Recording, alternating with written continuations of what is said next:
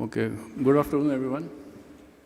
I would again like to thank Dr. Mohammad Alamri, Dr. Farzad, and the organizing team of MUM for inviting me. So I'll be talking about how did I manage this case of a failed DCR. No financial disclosures to make. So as we all know, the primary DCR surgery is a highly successful surgery. However, as per published data, there's a failure rate of around 3 to 13%. Although the cases of failed DCR are less, still the management of these failed DCR surgery is a challenge because of the distorted anatomy, as well as the lower success rate as compared to the primary DCR surgery. So as per published data, the revised external DCR as well as revised endonasal DCR are moreover comparable to each other. So here we present a young female, she is a 36-year-old female who has a right eye epiphora since 4 years. No history of discharge was there. She had a history of right eye endoscopic DCR surgery elsewhere. She had no other complaints, no blepharitis, no misdirected eyelashes, no eyelid malposition, no entropion, ectropion, puncta is in position. Both puncta were open. She has a high tear film and dye-disappearance test was around grade 3. Syringing was done, both from upper and lower puncta showed the regurgitation of fluid from the opposite puncta. On probing this, we feel a hard stop, both from upper and lower canaliculi.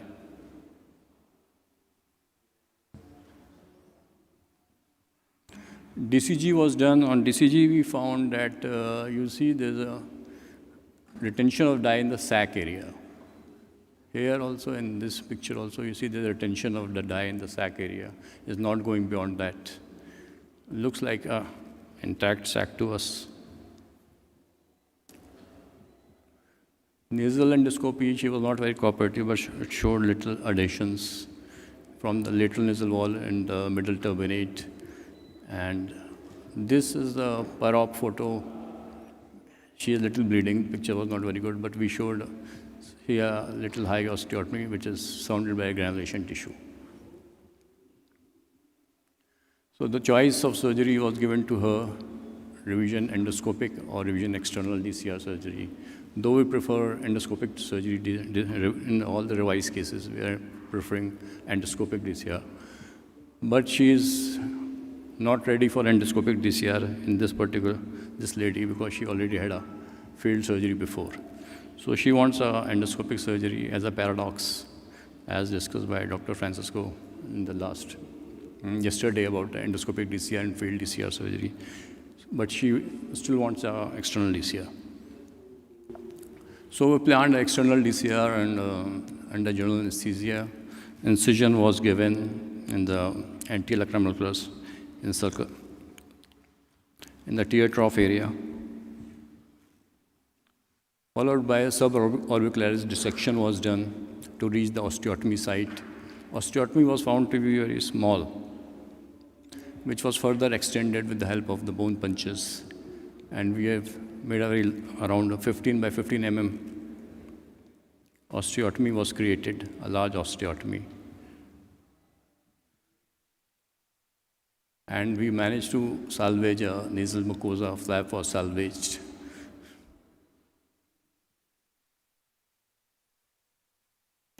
To our surprise, when the lacrimal sac was exposed, it was found to be almost intact. Only a little fibrosis was present in the sac area. So flaps were created in the lacrimal sac, anterior. Posterior flap usually excise, we always stitch the anterior flaps. Anterior lacrimal sac was fashioned, a big sac was there. Per-op syringing showed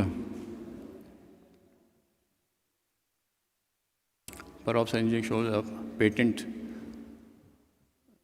pathway.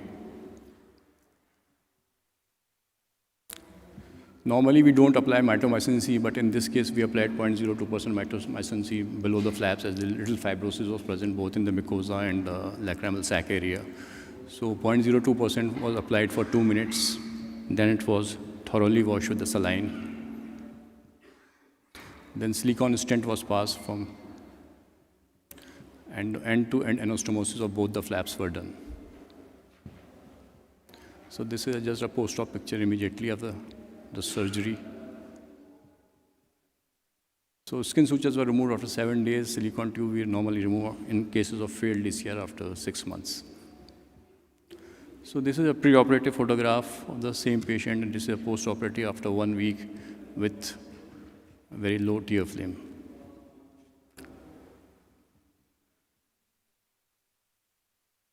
Post-operative endoscopy. Can you play the video, please? Yeah. Show a patent osteotomy. It was just a 1 week post-operative video. So after 6 months, again, we had done a DCG and post-op and DCG, which shows a patent well-epithelialized tract which is going into the nasal cavity. Endoscopy also showed a well-epithelialized internal opening was there.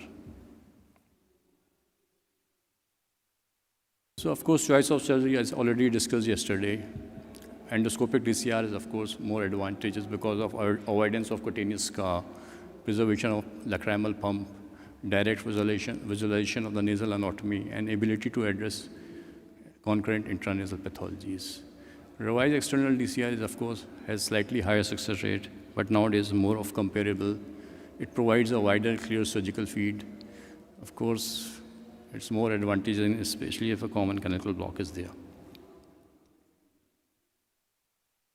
So there are multiple causes of DCR failure, of course. Most common is occlusion of the osteotomy site by soft tissue.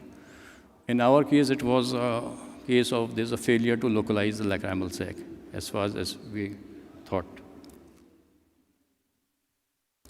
So while planning a revision DCR surgery, we have to determine the various causes of the failures to identify which patient will benefit the most and the least from which type of surgery, whether it's endoscopic or external DCR surgery.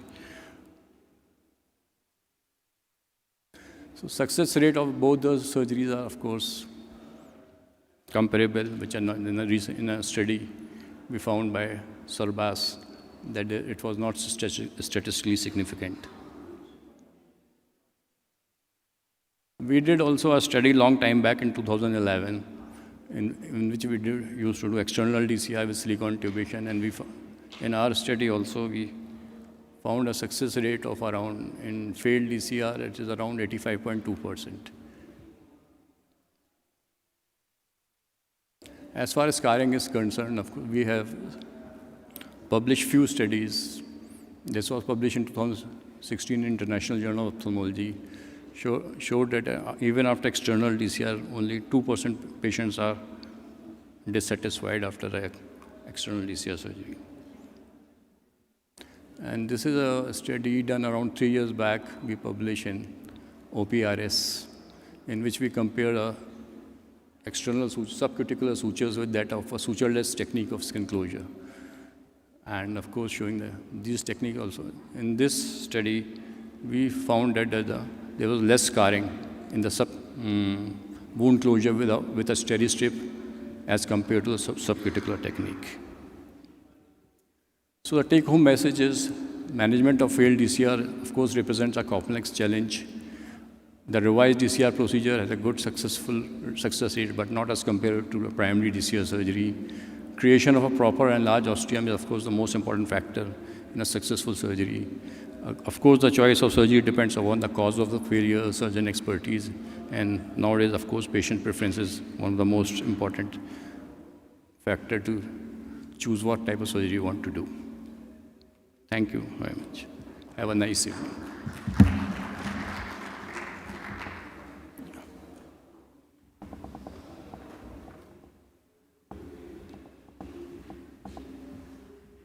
Well, thank you, Dr. Rida. I have to present myself, it seems. It's my presentation. I was calling you to come in. presentation. Yours? It's my presentation now.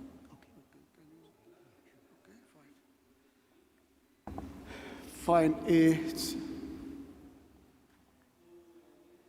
My presentation is about a huge lacrimal sac. Professor, please.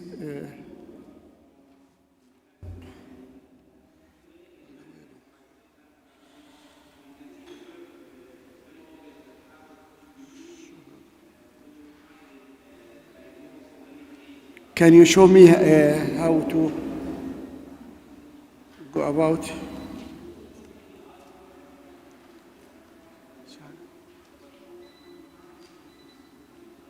No, not this one.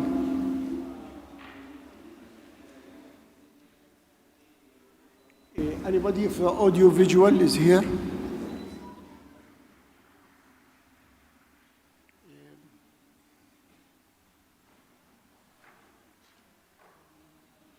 This is the remote control I have to do. Can you tell me, Dr. Reza?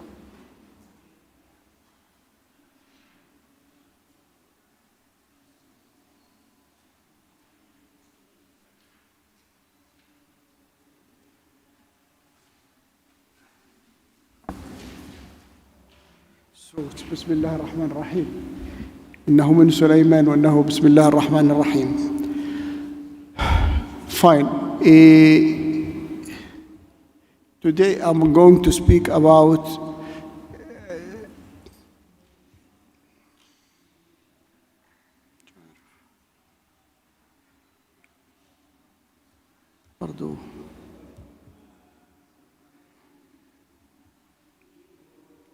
why not coming with me? مش عارف أنا شغله. I cannot perform it.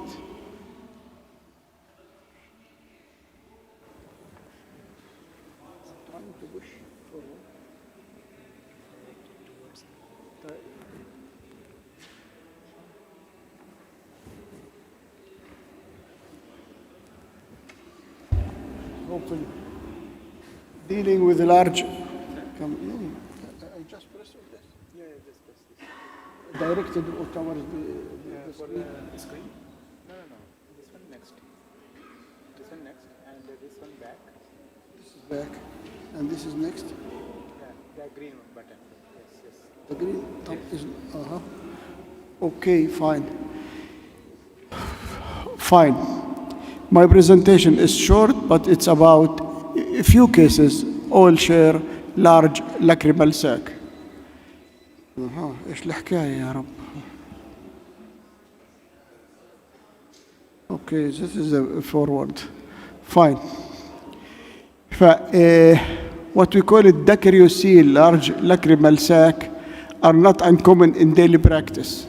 Actually, I remember when we were young, and we want to start doing the DCR, everybody was looking for a large sac. Large sac, that means you can do easy flap.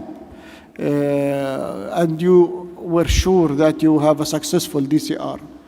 And it's not common that you do CT for this patient or MRI imaging or whatever, but we did for this patient, for example, to show how large the sac is.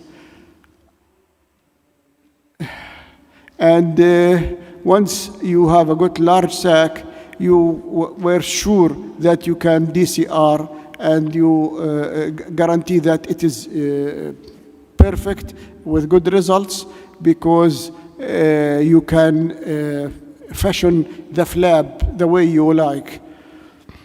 However, if you have large lacrimal sac as this patient, who is 60 years old, had epiphora and recurrent infection in her lacrimal sac for the last 4 years.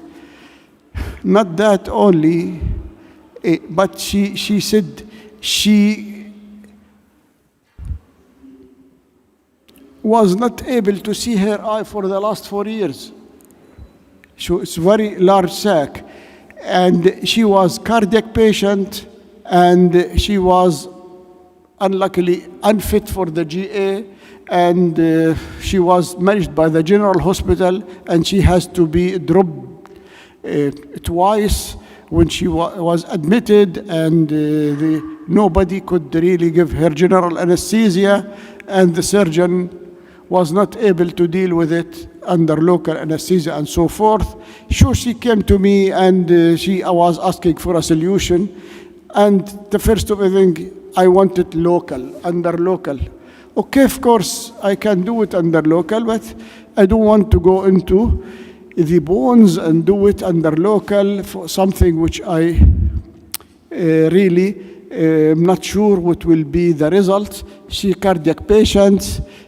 She was under antiplatelets treatment like aspirin and so forth. We have to stop it. And anyway, what do you do for this patient? What do you do? Anybody has got simple solution? Okay, for this patient, we did neuroimaging, whatever, to make sure that it is a big sac, and this is a big sac. Okay, otherwise the eye underneath is okay, and we want to do something. I did something easy for her that makes my life easy and her life easy, and actually, any idea anyone would like to comment on what easy? Huh? Yes? Pardon?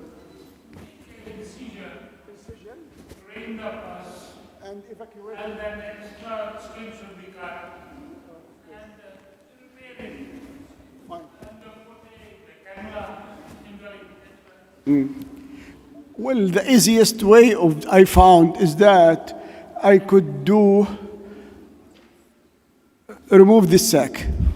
Dacrocystectomy, what you call it, dacrocystectomy. She's an old patient, 60 years or above, and never mind if she has got a bifida or so forth, but I don't want to go into the bone. I want to do dacrocystectomy complete, but I have to deal with other problems. The problems that I got in this patient is the redundant excess skin, a lot of skin, and the way, and it is not unhealthy skin, macerated, and so I had some terrible time in really putting things together and make her look like this.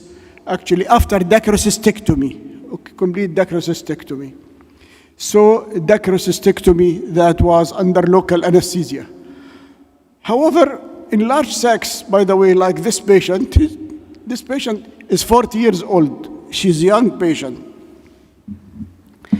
And a large sac, but young patients, she had all the right to have decent DCR with a tube. Yes, you had DCR with a tube, but however, the difficulty in these sacs is that they are multiloculated. You don't know which room is it, loculi. I mean, it's not one room, but many rooms is there inside, and some of them are thick as well. Actually, this is how you explore in these patients, and the difficulty is that they are multiloculated, but eventually you will able to do a flap and do DCR and insert a tube, and she ended up successfully. My clinic is notorious in dealing with these cases. I mean, like when they got infected, I put them on antibiotics for 48 hours only. And then I go and evacuate it, thinking that the DCR as like evacuation of an abscess. Just when there is a bus, there is knife. You want to really clear the thing. I do sometimes infected DCRs like this and so forth. And this is an example of these patients. I don't wait long on these patients. I get rid of the infection quickly and so forth. The last case is that patient. It's very notorious. I usually get in the exam and I ask, he's a 60 years old with orbital cellulitis, actually, resistant to usual medication. And what happened is that when you have a patient like this, is that you want to painful proptosis, fever not resolved in 3 days, not responding to intensive antibiotic, and tense lower eyelid swelling. And actually, to our surprise, he had this picture. He had actually dacryocystitis, inflamed, causing orbital cellulitis. Very rare that you feel spreading of the dacryocystitis beyond the orbital septum, and that would cause the orbital cellulitis. But in this patient, he had actually. So what do you do in this patient? I don't have his post-operative picture, but what I did is a DCR with a tube. I did DCR with a tube for this patient. After interrogation, showed that the patient had recurrent epiphora and occasional dacryocystitis, and I did DCR with a tube for him. Like a stent, and actually, this is me and Van Gogh. Okay, thank you for your listening.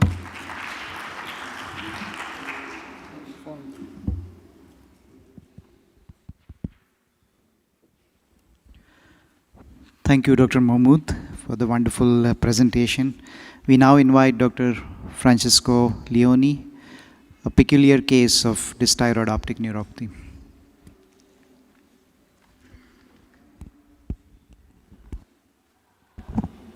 Good afternoon to all of you. Many thanks again for being here. Okay, I'm fine. Thank you very much. So basically, there is nothing really new from what we have seen this morning. So again, it's a case of dysthyroid optic neuropathy. So this is the case. So this is a lady who presented to me a couple of years ago, and she complained of a right eye complete visual loss dating 2 months, and obviously hypertropia of the right eye with an infraduction deficit. And actually, she thought that the right eye was completely lost, and what was she was complaining of was a progressive visual loss of her left eye with an elevation deficit. She had a history of chronic gastric ulcer, she had hyperglycemia, and had been previously treated with the maximum amount of steroids in another country before coming to Italy to see us. And that's, the visual fields of her best eye, of the left eye, so she had a pale optic disc with no light perception in the right eye, and the vision in her left eye was count fingers with a normal optic disc. And you can see the appearance of the CT scan. We commented already this morning about you see the crowding at the apex of the orbit. And you see how interesting is the problem when you have a very, very big upper complex, superior complex. That's a very early sign of optic neuropathy. So that's very dangerous, and all these patients should be carefully watched. And we know, of course, that the optic neuropathy causes permanent vision loss, and an orbital decompression is useful because you can restore vision and stabilize vision.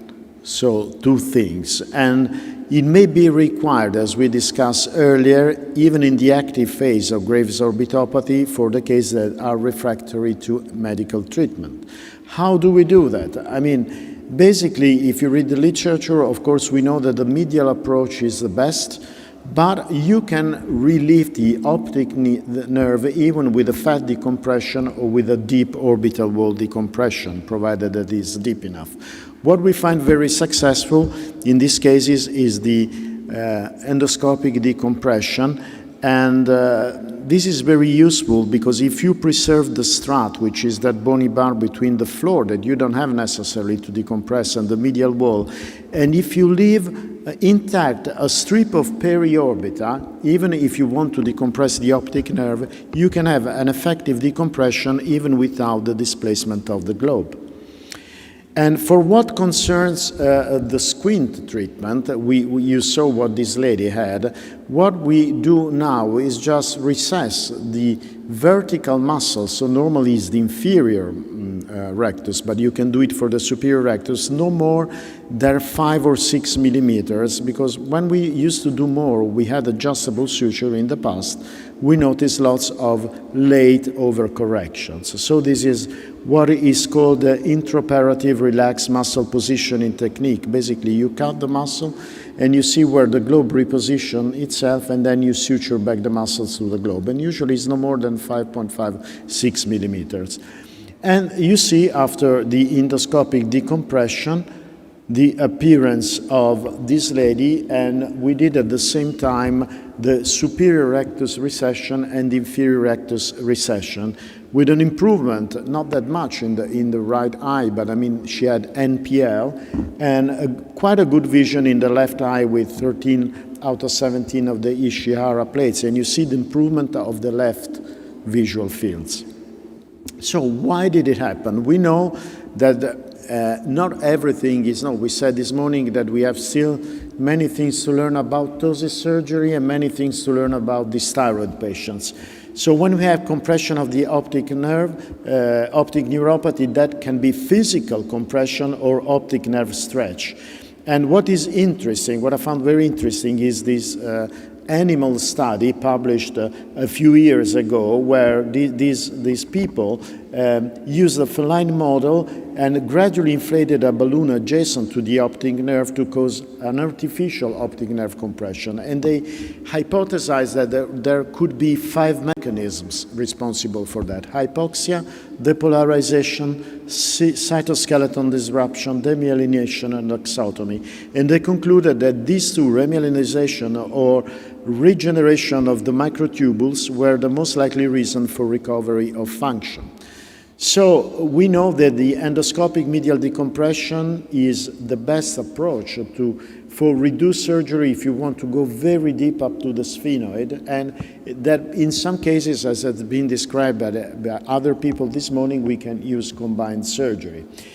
So never give up, because decompression might be effective even in people that had prolonged no light perception, provided there are a few other studies, provided that this is inferior to 3 months. So 3 months is considered a cutoff.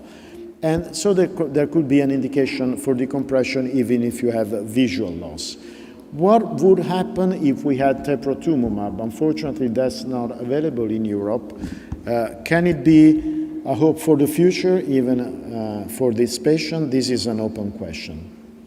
Thank you for your attention.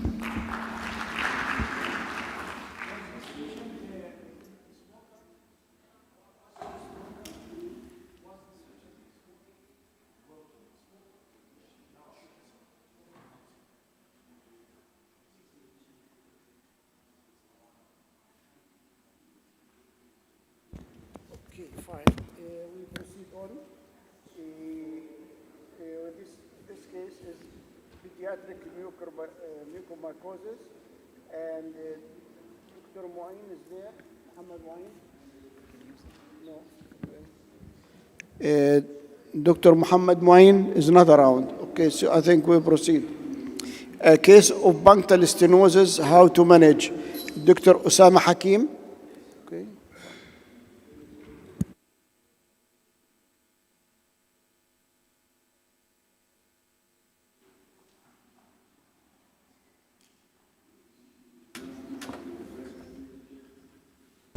Hello, good evening. Thank you. Thanks for being with me today. One of the most common problems which I face in my clinic with desperate patients, such patients who has skin allergy, tearing, itching, they coming to my clinic, their life like a nightmare. They are complaining from severe epiphora. It's very common. for my clinic because my specialty. And when we examine them, we find them, they have punctal stenosis. And they tell me, I can't live, I can't put makeup, I cannot watch the people, I cannot attend any meeting. So when we examine them, we find punctal stenosis and we start to treat them.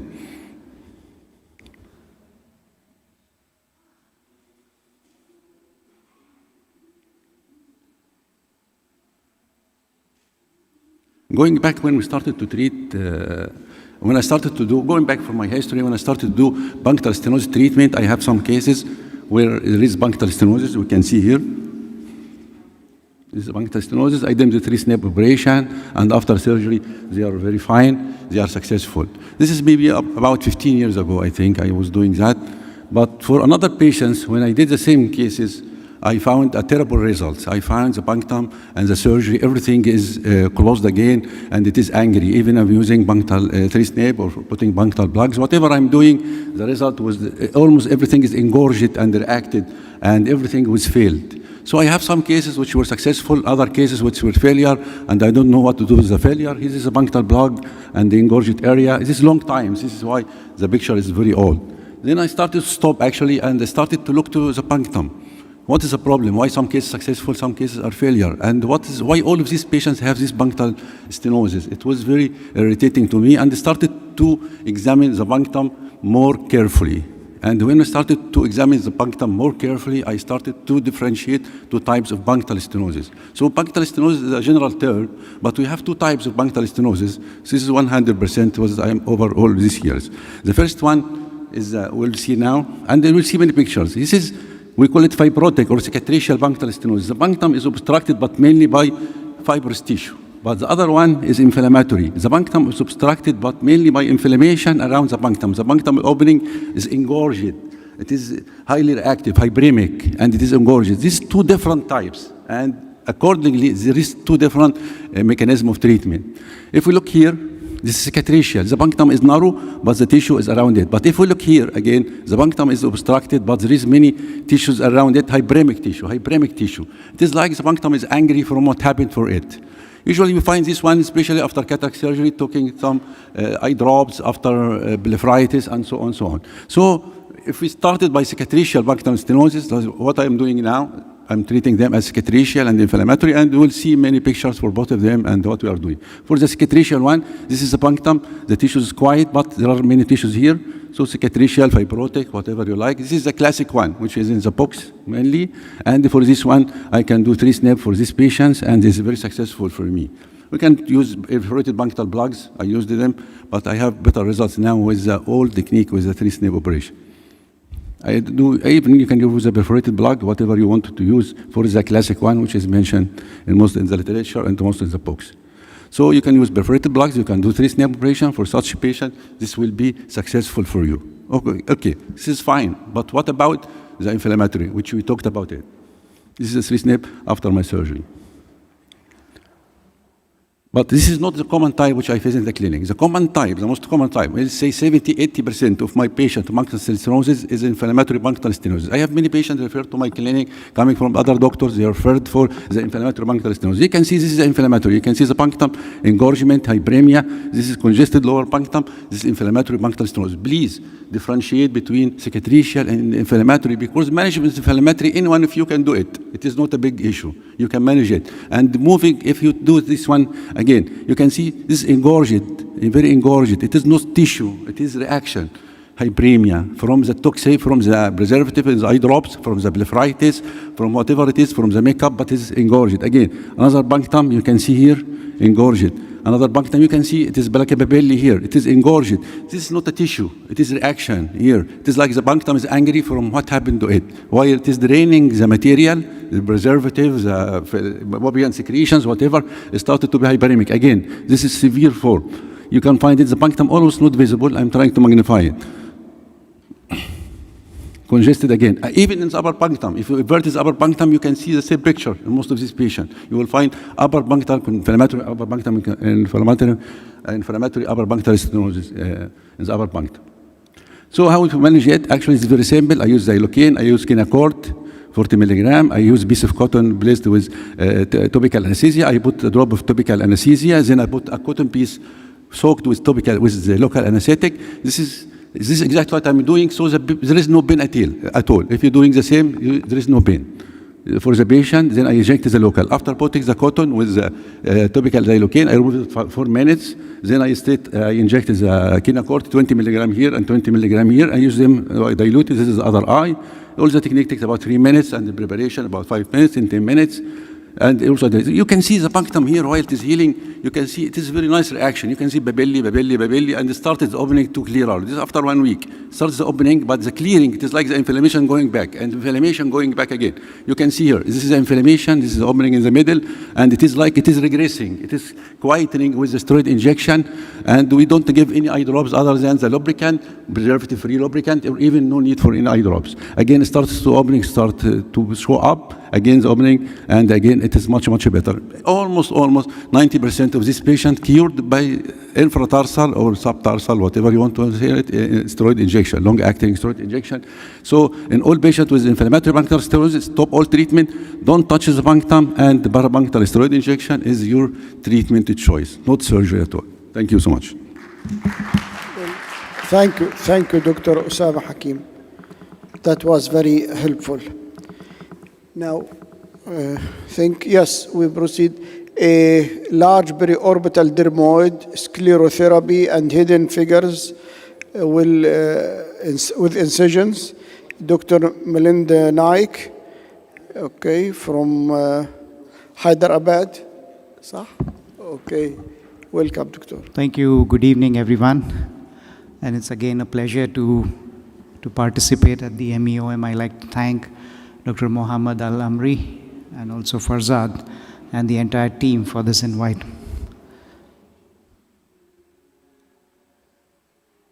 Oops.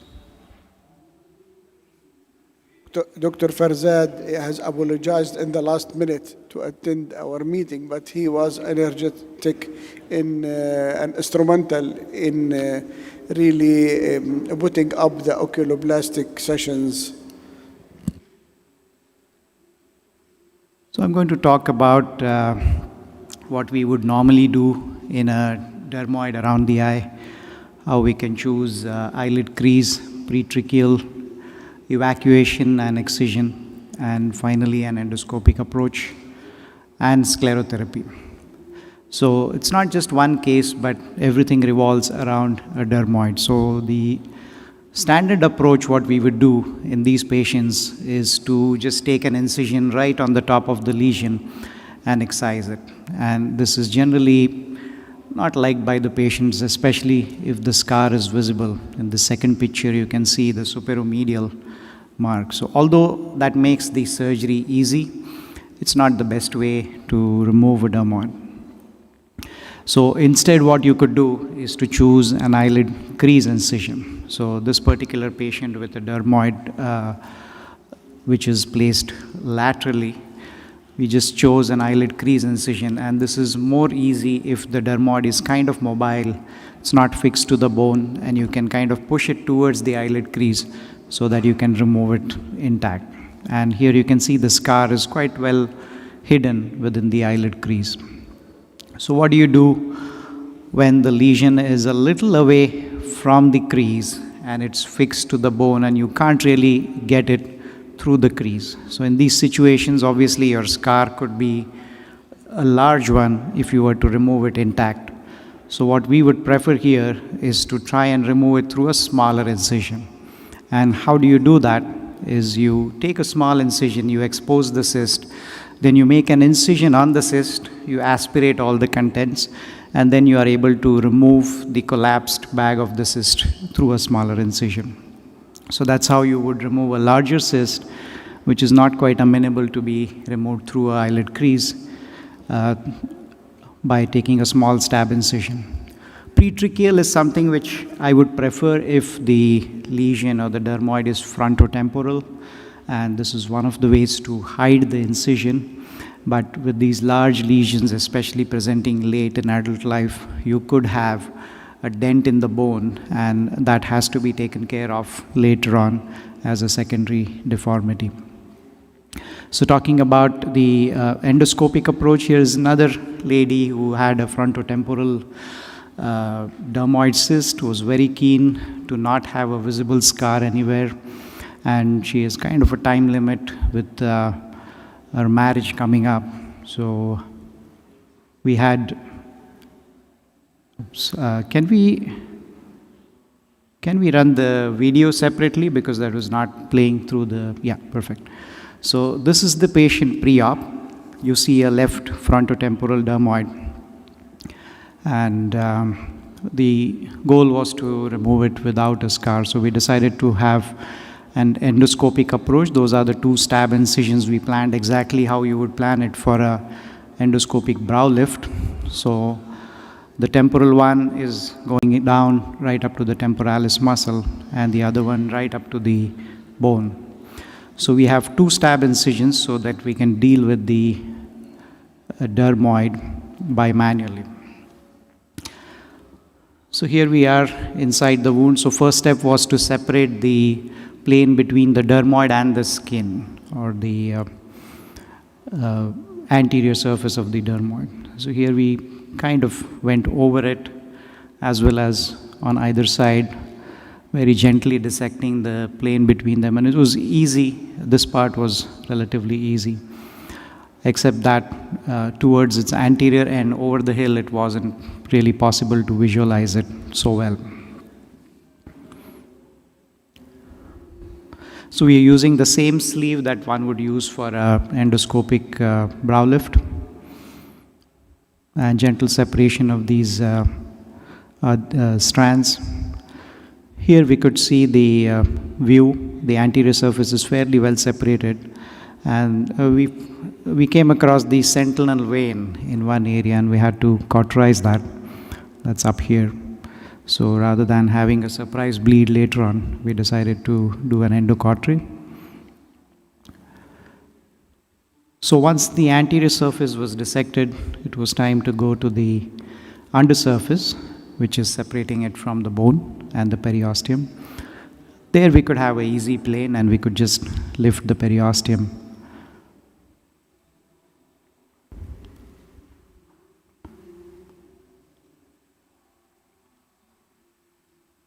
So once the external appearance gave us a clue that the cyst is fairly separated, it could just be pushed out, and we picked it up with a forceps. So that was how the cyst was delivered. That's the base of the area that was left over. And of course, we used the standard staples for the scalp.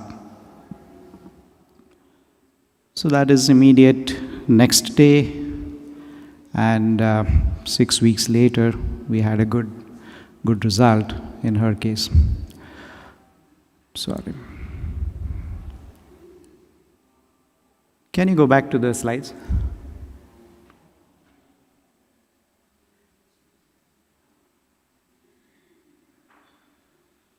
Right. So what do you do when you have large lesions like these presenting quite late, and the patient wants excision without a scar? So obviously it's not possible to take an incision here and take it out. So we had tried sclerotherapy in these patients. So what we do is, of course, the imaging was done to confirm that it is a cyst, and then we aspirate it with an 18-gauge needle, and we use foam sclerotherapy using, you can either use sodium tetradecyl sulfate or any other sclerosant should be fine. So you create a foam preparation, and that gets injected as a 10 or a 20% of the total aspirate, and you can do a pressure dressing for a day or two. So here are a couple of examples of patients who were treated with sclerotherapy. What sclerotherapy does is it does not remove the capsule, but it kills all the secreting cells. So the capsule actually is helpful to take care of that bony excavation which you might find in these late presenters. Here is another example of a patient who underwent foam sclerotherapy. Obviously, this is chosen for patients who are presenting extremely late, which is not very uncommon in India, and this can be done under local anesthesia. If this were to be a child, obviously one would prefer to operate under a single anesthesia. Here is another patient who underwent foam sclerotherapy. So a good option to remove these with either an eyelid crease, evacuation and excision, pretracheal, endoscopic, and sclerotherapy. Thank you. Thank you. Very nice presentation. We have some time for a couple of questions. We are good for time. If anybody would like to share or comment. Doctor, I could see your case has got a difference in the eyebrow. It looks like asymmetry in the eyebrow. It's not explained by the presence of this lesion, isn't it? Or just it happened? The endoscopic case? The endoscopic case, yes. The change in the position of The eyebrow, one is high, one is low. Oh, the immediate postoperative was probably because of the mild ptosis due to the swelling? It could be that. Probably, so it's not related. Fine.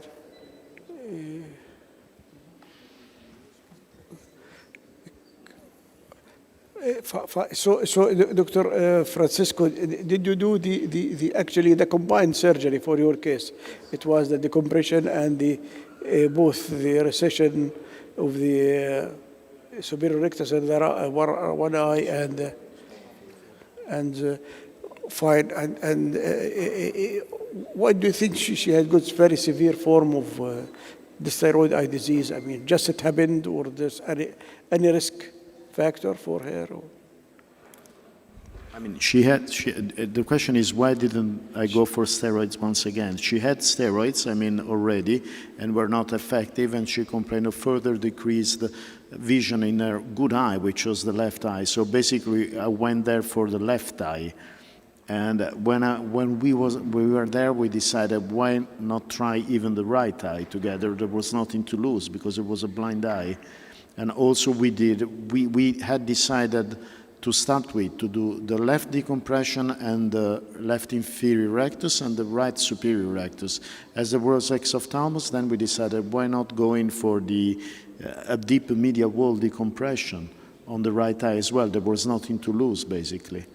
So, and that was a surprise. So then we found out that there are 3 or 4 reports of recovery of vision following complete loss of vision, provided that is inferior to 3 months, which was exactly what had this lady.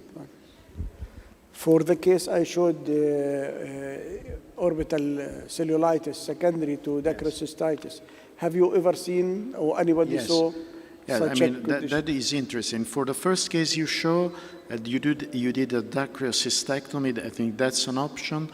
What I would do is do local anesthetic DCR without stopping the antiplatelets agents, with an anesthetist present all the time, not to hold the hand, but just of the patient, but to control the blood pressure very carefully.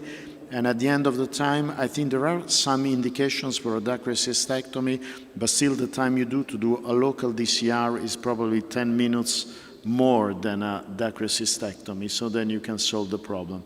For the big diverticuli, that's typical of young women, and I agree with you, you have to explore the sac very carefully, because in my experience, most of the failed DCRs I see referred to me are just not for a bad rhinostomy, but for incomplete opening of the sac and the SUM syndrome.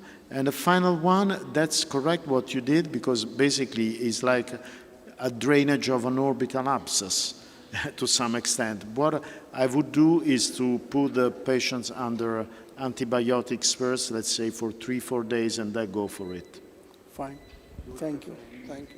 Thank you. And the nasal, what I prefer. Yeah. No, sir. I mean, in that case, when I have a big sac and a cellulitis, I think I would go for external.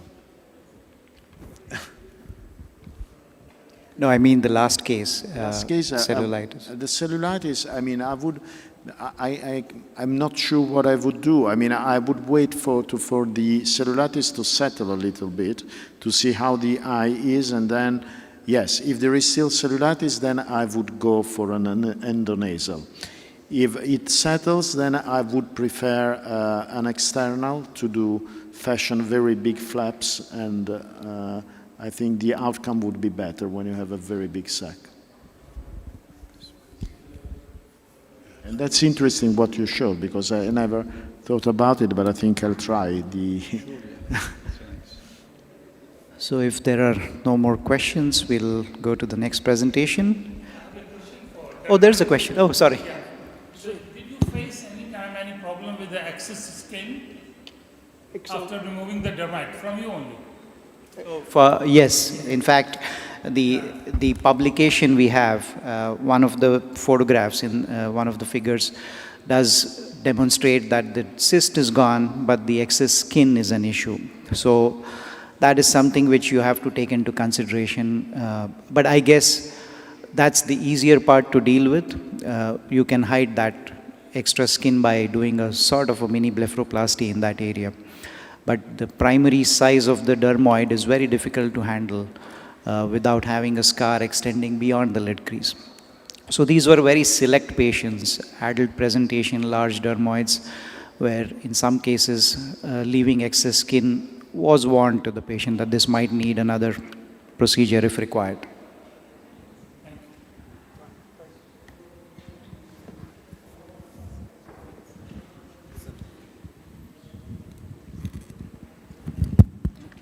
Hello. So, Dr. Vasama. So, punctal stenosis, can we combine the 3-snip punctoplasty with injection that Kennicott? Whether we have to do in both the punctums or in any one punctum, we can try first and then later we can inject both the punctums. Yeah, for fibrotic, it is fibrotic. If you want to treat it, I treat it by whatever you do. But for me, I do 3-snip with steroid injection also. This is give me better success rate. But for the inflammatory, only you need the steroid injection and the patient will be cured Both in 80%. Yeah. Both punctums, upper and lower, we can inject. Both puncti separate, upper and lower, you mean? Or? Yeah. Yes, I inject upper and lower, yeah, in the same session. But usually in case of like the actinomycosis, canaliculitis, like that and all, will the steroid injection will aggravate the inflammation, or how to rule out that? Or any infection is there, like fungal infection of the canaliculitis? No, this is inflammatory mainly. There is no infection here, no infection. Okay. It is mainly inflammatory, purely inflammation. Inflammation mostly secondary to the eye drops, because most of the cases secondary to eye drops, because they have the preservative. The preservative is the eye drops, which is toxic to the conjunctiva and also to the wall of the punctum. The punctum is very delicate. The second cause is most commonly due to meibomian gland dysfunction, because the secretions and the meibomian also make some toxicity to the punctum. So most of these patients have meibomian gland dysfunction or a history of using a lot of medications, because they go from one clinic to one clinic and then taking anti-allergic eye drops, steroid eye drops with the preservative. And this is most of the cases of history. So this is why I said stop everything, stop all medications, because these medications hurt the punctum, and then don't even do punctum dilation, because it is already angry. So don't make it more angry, and then give them the steroid. And then sometimes I repeat the steroid after 1.5 months. I give it 1.5 months, 2 months. I didn't put the full details, but after 1.5 months, I'm still curing. I give them again, and I follow them up after 6 months. Sometimes I find it won't come back. Some cases failed, and they didn't succeed. Then I go to the 3-snip or whatever I will do, but at this time, it's much better. I have a better success rate, because you already decrease the inflammation and the chance for reclosure. Because the success of the 3-snip or the punctum or the perforated plugs is not so good. Maybe it is not up to the level. But if you quieten the punctum and do the 3-snip, it will be much better than going directly to the punctum and do the 3-snip. Now, how much you inject, any maximum? I give to up to 3 injections. 1.5 months, 1.5 months. This is mostly what I give. Yeah. Okay. But on the other side, there is some side effects with the injections. Yeah. The increase of the IOP, there is some dermatocalasia. I have some other, but I didn't put all of this in. But you have to manage this. You have to inform the patients. You have something like that, come for follow-up, check his IOP. If the IOP is high, you give him medication. After 1 or 2 weeks, it comes down. Okay. But I inform the patient before it. some patient, but everything is the patient accepting opposite to what he's suffering from the first picture, from the eczema, irritation, he cannot live, everything is hard for him. If you hear them when coming to my clinic in the follow-up, how much they saved, how much they are happy, their life changed, it's something unbelievable for a simple thing. You know, they are suffering from one clinic to another clinic, taking anti-allergic. They are suffering, and some of them did. I have some patient who did 3 snap failed, and now it is punctal obstruction, not stenosis, and I can do nothing, because at this time we have to go to Lister Jones, which I don't have good chance for it. So actually, going for a steroid injection is something very, very, very important when you are managing such case. Thank you. Thank you. Were these only stenosis cases? The rest of the lateral acid was normal? Yeah, sure. Yeah, 100%. Yeah, yeah. Only when we are talking about the punctum.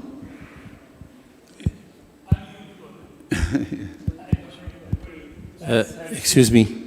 Actually, I have a question for Dr. Syed Ali for the failed DCR. Did you notice in your experience that using mitomycin C is really important and give good results for failed DCR, or the essential point is to enlarge the osteotomy itself, and that will be enough to take or to reach a good results?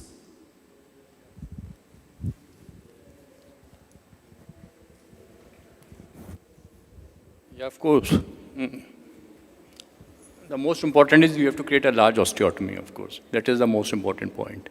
Mitomycin is secondary. Some surgeons use, some surgeons don't use. Okay. We also rarely use mitomycin C. We prefer only creating a large osteotomy, and in cases of failed DCRs, we always put a silicone stent. Normally, we don't put silicone stent in cases of primary DCRs, but in cases of failed DCRs, we always put a silicone stent and create a large osteotomy. Because I noticed also that the enlargement of the osteotomy really gives a good results without using mitomycin C. Yeah, yeah. And the results was really encouraging. Yeah, Thank that you. is true. Thank you.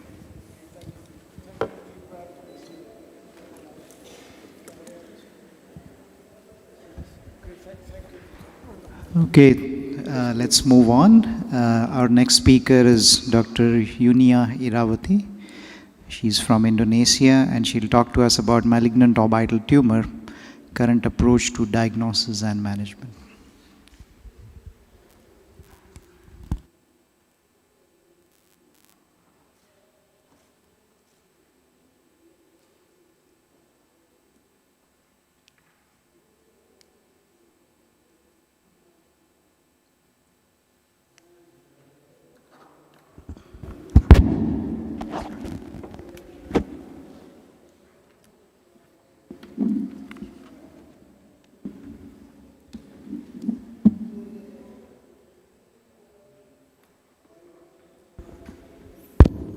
Thank you, moderator. Good afternoon, everybody. I think today I would like to present about the malignant orbital tumor, current approach to diagnosis and management.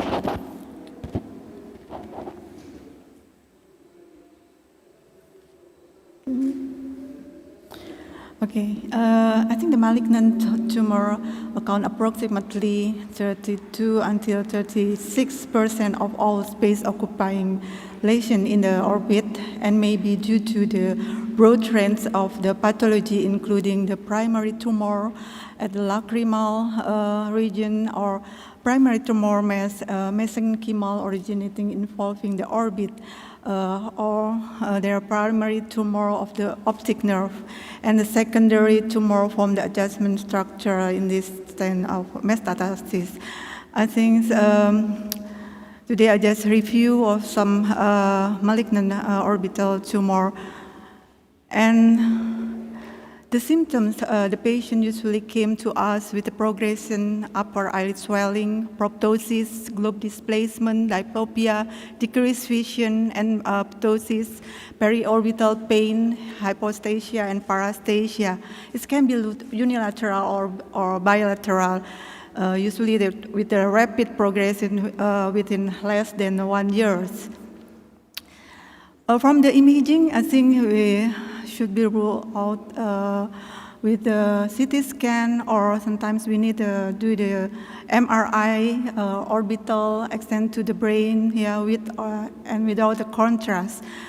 And from the CT scan, maybe we can look, is there any bone change, interrelation, calcification, determining local tumor spread. And I think in patient with the orbital tumor, we should be confirmed with the biopsy for the proper diagnosis. The prognosis for the disease, specific survival and progression-free survival, I think depend of the clinical stage and histopathological grading of the tumor. I think the malignant orbital tumor should undergo long-term surveillance. For example, if there was any adenoid cyst or carcinoma, usually the patient came to us with eyelid swelling, proptosis, infranasal globe displacement, diplopia, decreased vision, ptosis, and periorbital pain with paresthesia. And this is the imaging when we do the MRI. There was a large mass at the right lacrimal gland with the posterior extension and the lateral orbit wall erosion. In here, we can see the bony invasion, interrelation, calcification. And for the patient, we manage orbital excentralization with and without bony removal, and do just adjuvant radiotherapy and post-operative chemoradiotherapy. In pleomorphic adenocarcinoma, the patient came to us with a rapid progression of the symptom: lateral upper eyelid swelling, proptosis, diplopia, and decreased vision with a pain. And from the imaging, we can see the defined margin heterogeneous calcification and bony invasion orbital spread. And we manage the patient with the regional and cervical lymph node dissection with adjuvant radiotherapy. And in squamous cell carcinoma of the lacrimal sac, lacrimal duct, we can see patient came to us with unilateral epiphora, recurrent dacryocystitis with medial canthal mass, pain and punctal discharge. Sometimes they have blood-triggered tears, about 4%. From the imaging, we can see the medial canthal mass enhancement and the nasolacrimal duct canal expansion. And with the CT scan, we can see the mass come through the nasolacrimal duct, extending into the ipsi lateral medial orbit to ipsi nasal cavity. And we manage the patient with the orbital excentration is needed to the rapid growth of the tumor. For primary orbital rhabdomyosarcoma, I think we divided into subtypes, and there was pleomorphic, alveolar, or embryonal, and botryoid. The symptoms, patient with a proptosis, globe displacement, and eyelid swelling. Usually there was any chemosis in the conjunctiva. And from the CT scan, we can see there was a well-circumscribed intraconal mass enhancing the optic nerve in the left eye. And the mechanism is excise entire tumor, adjustment chemotherapy, additional resection may be required if incomplete remission and recurrence following the chemoradiation. In malignant solitary fibrous tumor, yes, of course, the patient come to us with a gradual on-site unilateral proptosis, globe displacement, and decreased vision. From the imaging CT scan, we can see the lateral orbital mass at the lacrimal region. I think we do it the complete and block resection with stereotactic radiosurgery. In management, malignant orbital nerve glioma, even is it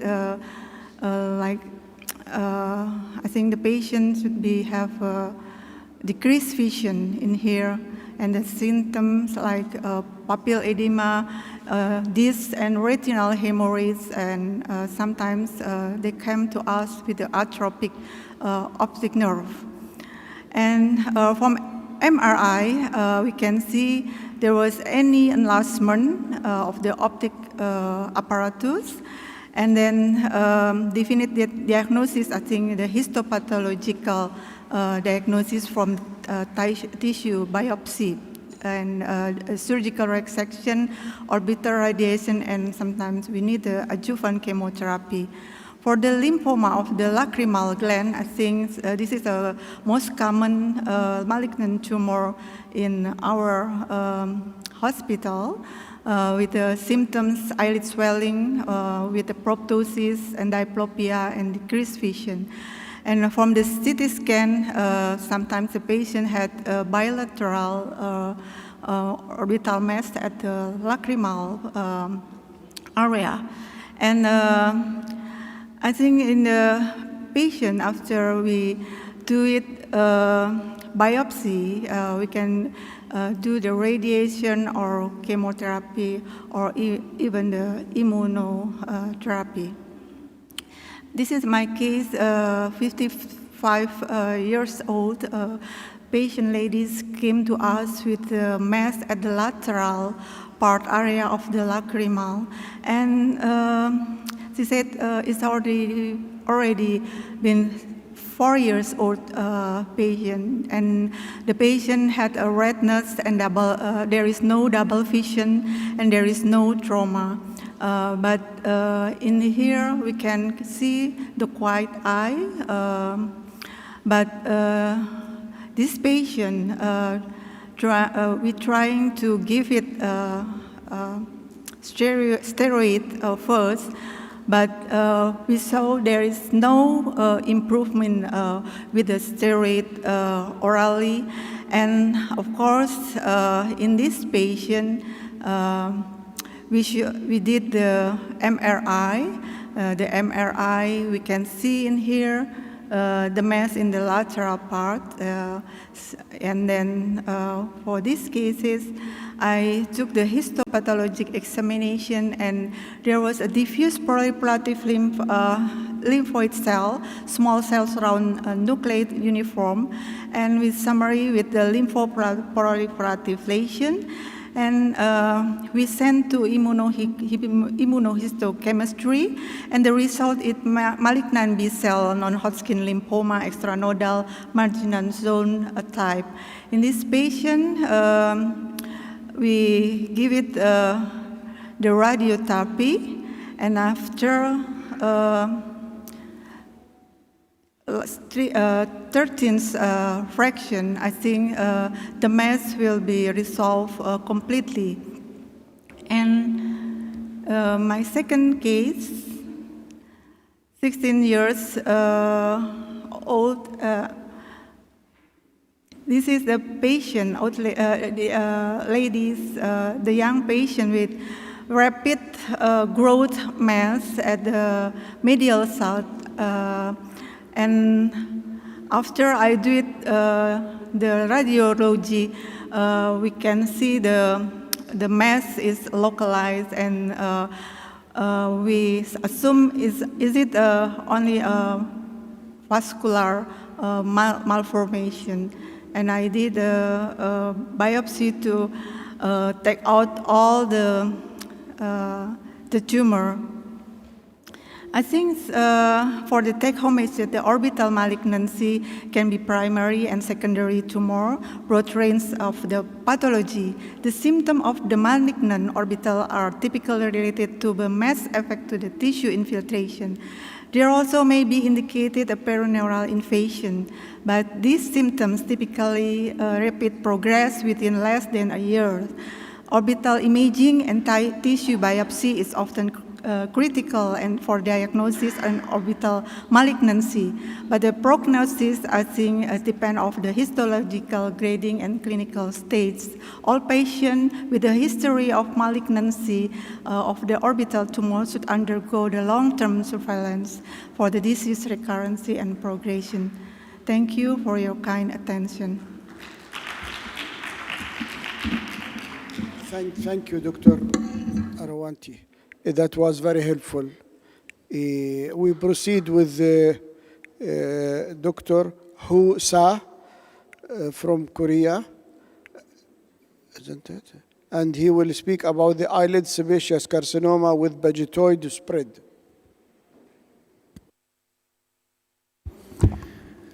Yeah. Good evening, everyone. I'm Ho-seok Sa from South Korea.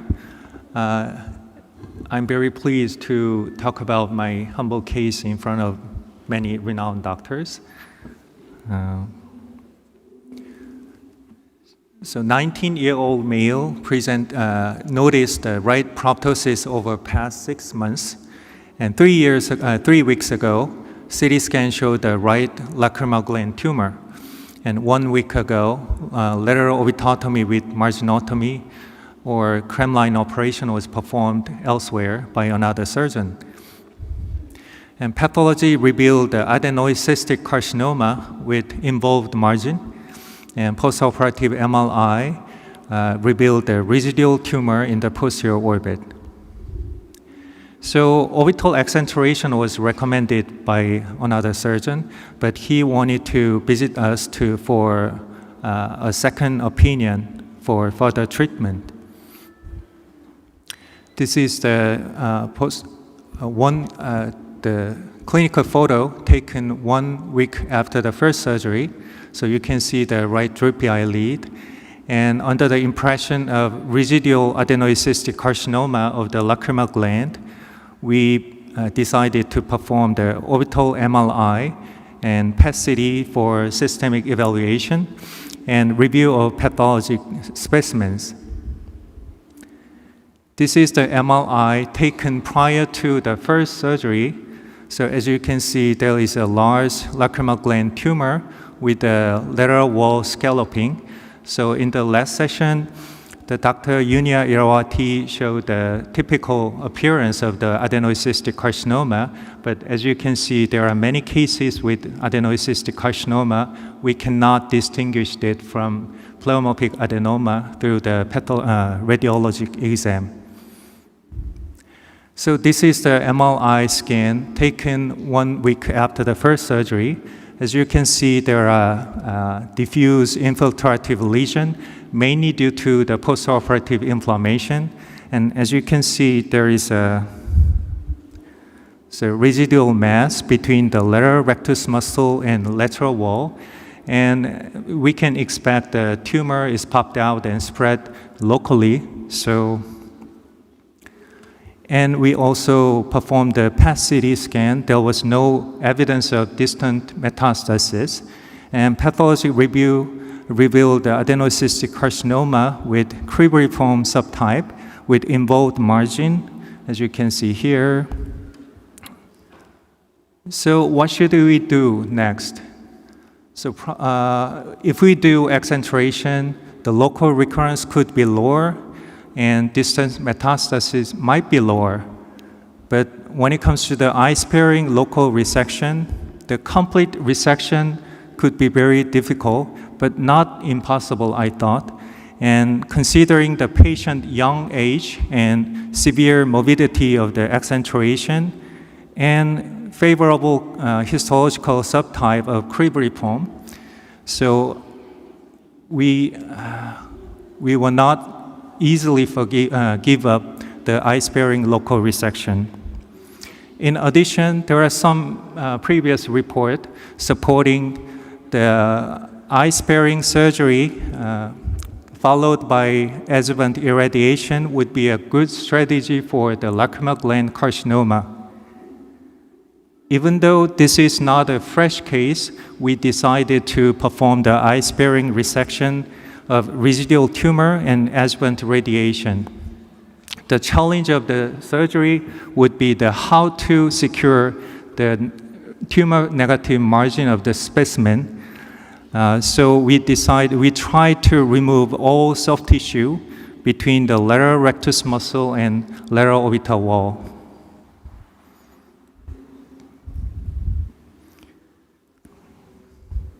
Could you run the video, please? So I used the previous bony flap. We took out the bony flap and drilled the whole bony surface of the tumor cavity to eradicate the possible infiltration of the tumor cell. And we began the dissection from the medial side. And during the surgery, I tried to keep the dissection within the healthy adipose tissue. And you can see the lateral rectus muscle is being pulled. So we continue the blunt and sharp dissection between the lateral rectus muscle and lateral orbital wall. Then we take out the specimen. And then we additionally remove the surrounding tissue. And I drilled the whole bony surface of the bony flap and scrub with the hydrogen peroxide and close the wound. This is the surgical specimen I took out, and we also performed the pathologic examination for additional surrounding tissue. Pathologic report revealed the adenoid cystic carcinoma cribriform type, and there was no evidence of lymphovascular invasion and perineural invasion as well. And the additional resected surrounding tissue had no cancer cells. And in clinical course, we performed the proton beam therapy 5 weeks after the second surgery, and we performed the liver advancement for upper eyelid. And so far, it's been 3.5 years, and there was no local evidence of local recurrence or distant metastasis. These are MRI scan we took. And as you can see on the last follow-up, there was no evidence of the local recurrence of tumor. So in conclusion, there are some previous studies showing the eye-sparing surgery followed by adjuvant irradiation could be a very effective strategy to treat lacrimal gland carcinoma. And complete surgical excision, including pseudocapsule, is the most important for first-line treatment of epithelial lacrimal gland tumor to reduce the risk of local recurrence. And eye-sparing wide local excision with adjuvant irradiation could be performed in some cases of incomplete resection of adenoid cystic carcinoma, considering the favorable prognostic factors such as lower T stage and histologically favorable type, and no evidence of perineural invasion. Thank you for your attention. Thank you, Dr. Sah. That was very helpful. Dr. Ala Sadaqa is there? Okay, fine. So Toses algorithm. Last but not least. We are in time, just in time.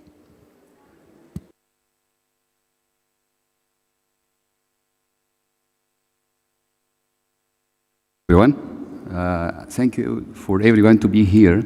And I would like to discuss my presentation about Toses algorithm in front of my eminent speakers and expertise.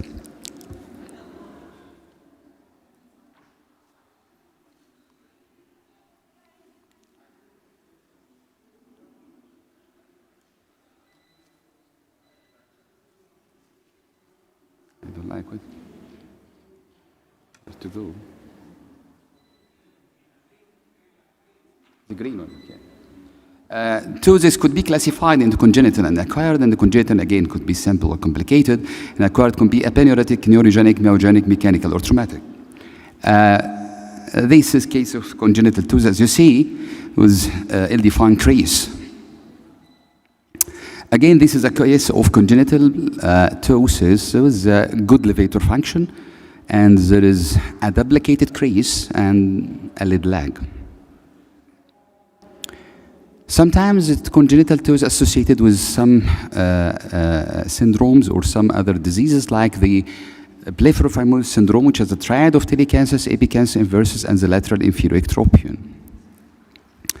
Could be also associated with Marcus Ganj-Winking phenomena, or it could be called much better the mandibulo-ocular syndrome. There is a link between the jaw movement and the levator. This is what's called upshot of the levator when even the patient is clenching on his teeth. And sometimes associated with extraocular abnormality like monocular elevation deficit, which is called the monocular elevation deficit syndrome. It was called before double elevator palsy. And this also a paneurotic ptosis with the down worsening or the down apparent lengthening of the lid and the up crease, but still good ptosis and other involutional signs like deep sulcus. Myasthenia also is one of the myogenic ptosis. It could be diagnosed by ISPAC test, which is very sensitive. And the chronic progressive ophthalmoplegia, autosomal dominant disease, and associated with a progressive limitation of movement, the vertical starting is then horizontal after that.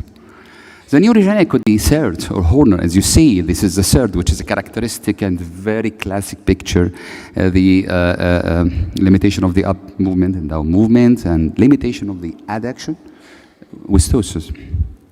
Again, the Horner syndrome with a heterochromia, which could be congenital and could be acquired also, but this is a congenital type. And the mechanical ptosis due to any mass, like lid edema or a mass, it's a mass actually, but not clear here, I'm sorry.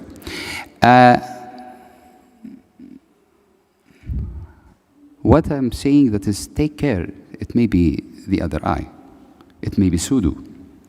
So try to concentrate on this. This is a hypo, this is a hypotropia, this is apparent ptosis. It's not the problem of lead, it's a problem of extraocular muscle. And if you see here, this is another problem of the volume deficit. So these are processes and the volume deficits, apparent ptosis. If you reconstruct and augment this volume, the ptosis will improve. And this is the thyroid eye disease, which is more unilateral, the lid retraction. So this is contralateral pseudoptosis. Again, it could be like cystatic globe, which in deficit volume. It could be brow ptosis with a dermatocalluses and pseudoptosis. So if you correct the brow, ptosis will be corrected. It could be also something like lower lid scleral show. It gives you the appearance of apertosis, but actually it's not apertosis, it's pseudo-apertosis. So this is some cases of the pseudo. So what I want to summarize for you, that is the ptosis algorithm, ptosis again, it could be, sorry,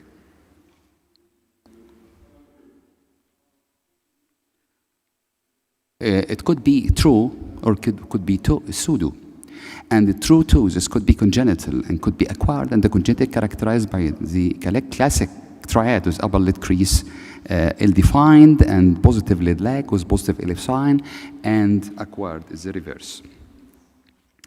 So congenital ptosis you have to examine the extraocular muscle if you have a case of ptosis. If you have an extraocular muscle, it's normal. Please look to the pupil. And if you look to the pupil and you find the pupil is normal, so again, you look, is there any Marcus Ganj-Winking or any blepharophimosis with epicanthus inversus? Again, if nothing, it will be simple congenital ptosis. And if you have any pupil abnormality in absence of extraocular muscle abnormalities, this is again could be Horner syndrome. If you have an abnormal extraocular muscle, so it could be myasthenic, and this could be diagnosed by ISPAC and tension test. Both positive, this is myasthenia, this is negative, could be CPEO. And if you have an hypotropia with a full adduction, it could be MED syndrome or monocular elevation deficit syndrome. But if you have an XT with adduction deficit, so it could be third nerve palsy, or again, it could be one of the ocular fibrosis syndrome.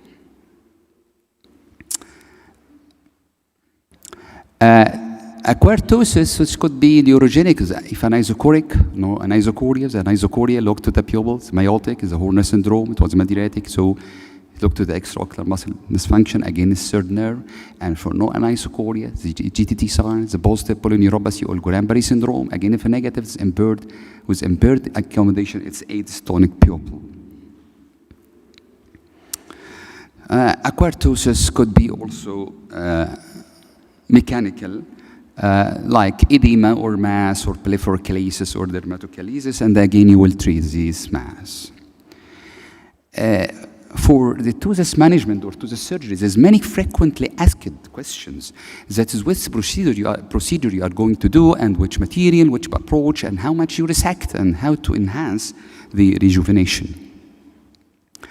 If you have elevator function actually, which is poor elevator function below 4, you have to go for a sling. And if you have a good and excellent elevator function, it could be resection. If you have a fair one, you could go for enhanced resection. This is a wet nail sling. Which material you are going to use? You can use fascia lata, you can use synthetic material like Prolene, Sopramid, Michelin, Cortex, or whatever, TOSAP. This is, as you see, fascia lata, again. Some synthetic material. Sometimes you cannot use the fascia lata. When not to use fascia lata, even you have to use, if the patient refused, if the fascia lata is underdeveloped, or if the tooth is requiring more further modification. Which approach you use? Sling approach could be closed, could be closed conventional, or open modified technique. So this is the closed conventional approach. And this is the patient before and after. This is the open one with fascia lata. As you see here, this is the closed approach. The open approach closes more quicker and less invasive and is suitable for temporary maneuver. But if you use this, is better control for lid crease and lid contouring, but it could be suitable more for the permanent sling using fascia lata. How much you resect, this is another issue. The elevator resection advancement, you have to pre-operative guidance and intraoperative guidance. Pre-operative guidance is for the range of selection. Then the fine-tuning will be during the surgery you are doing intraoperatively. If you see here, if you have simply elevator function like normal, excellent, so every 4 millimeter will improve about 1 millimeter ptosis. If you have a good elevator function, every 5 to 5.5 could correct 1 millimeter. And again, if you have a FAIR, it could be 6 millimeter will improve about 1 millimeter ptosis. The intraoperative guidance or the fine-tuning, either you are doing local under local anesthesia or under general anesthesia, it will be different. If you are doing under local anesthesia, the lid level in semi-setting position is very important. If you are doing under general anesthesia, lid margin position in relation to the globe will be the guidance. So here, if you are doing under general anesthesia, so if elevator function is good, please let the lid margin just put it at the position 2 to 3 millimeter below the limbus, because it's gonna to rise again 1 to 2 millimeter. If you have a FAIR elevator function, just leave the lid margin 1 to 2 millimeter below the limbus, and it will remain in the same position. But if it's poor at the limbus, because it's gonna to drop 1 to 2 millimeter. This was the intraoperative guidance with the fine-tuning. Factors that promote a higher lid level. It could be the akinesia of the orbicularis, the adrenal stimulation you inject of molars, and the gravity cancelled in flat position. The factors that promote the lower lid margin or lower lid level. This is the akinesia of the elevator, mechanical weight, why the anesthesia and the hematoma, and the gravity effect in the semi-setting position. So, near end of ptosis surgery under local anesthesia, one normally should expect a higher lid position if the anesthesia was superficial, the anesthetic bulk was reduced, the hematoma was avoided, and the patient lying flat. You can also enhance the rejuvenation effects, that is the aging sign which is associated with involutional ptosis, like the eyelid crease, hollow superior sulcus, loss of medial peak of lid contour. So if you see here, this is the loss of medial peak in older age, and this is the useful look of the medial contour peak. So our strategy to enhance this rejuvenation is by 3 methods, either to lower lid crease lowering, or your fat preservation plus or minus redistribution of fat, and the medial peak of contour restriction. This is how to lower the lid crease. This is a preoperative lid crease, and this is the lowering as a postoperative lid crease. Here, this is the fat. You are releasing the fat and redistribute it. This is the medial peak of contour, as you see here. So this is pre and post-op, pre and post-op, pre and post-op. Finally, our useful tips into the surgery is this: to the surgery in adult should be under local anesthesia, and the level of lid is to be checked in supine and setting position. The anterior approach is preferred. Delicate dissection with molecular cautery is to be done.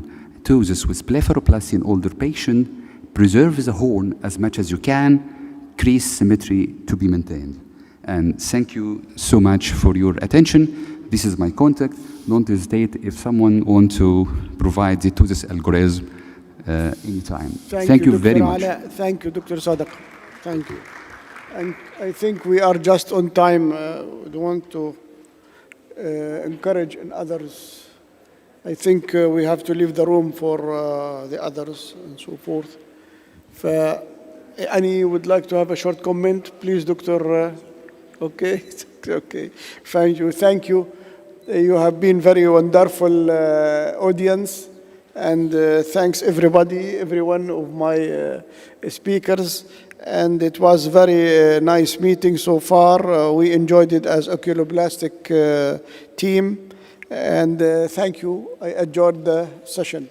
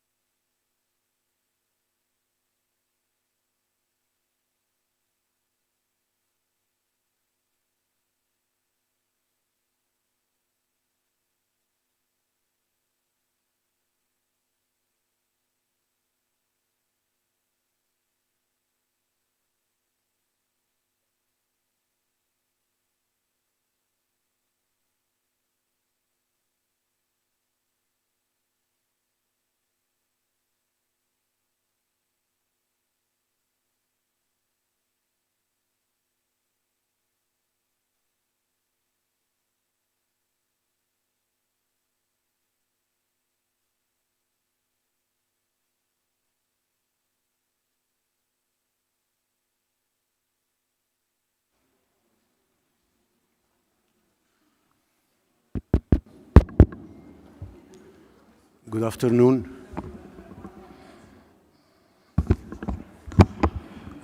We are already running late, so in order to avoid any more delay, we are going to start the session, Freedom After Cataract Surgery.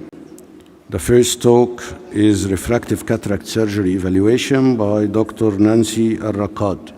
Dr. Nancy is here.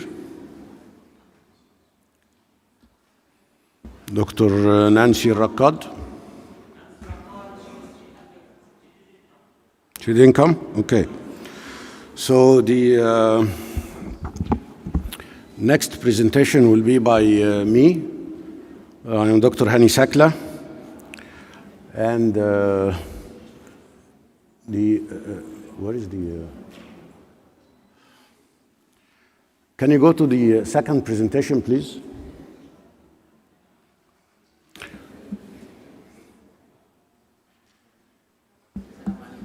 Alaikum salam.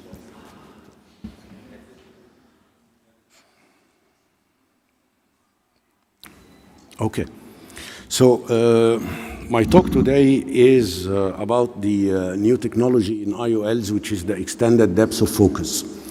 And basically, what we are trying to achieve for our patients is to see the light like the headlight on the right side.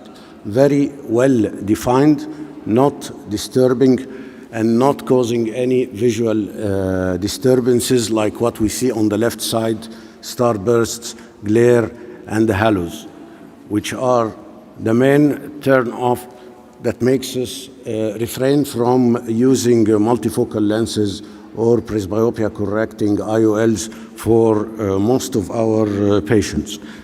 How can I shift to the slide?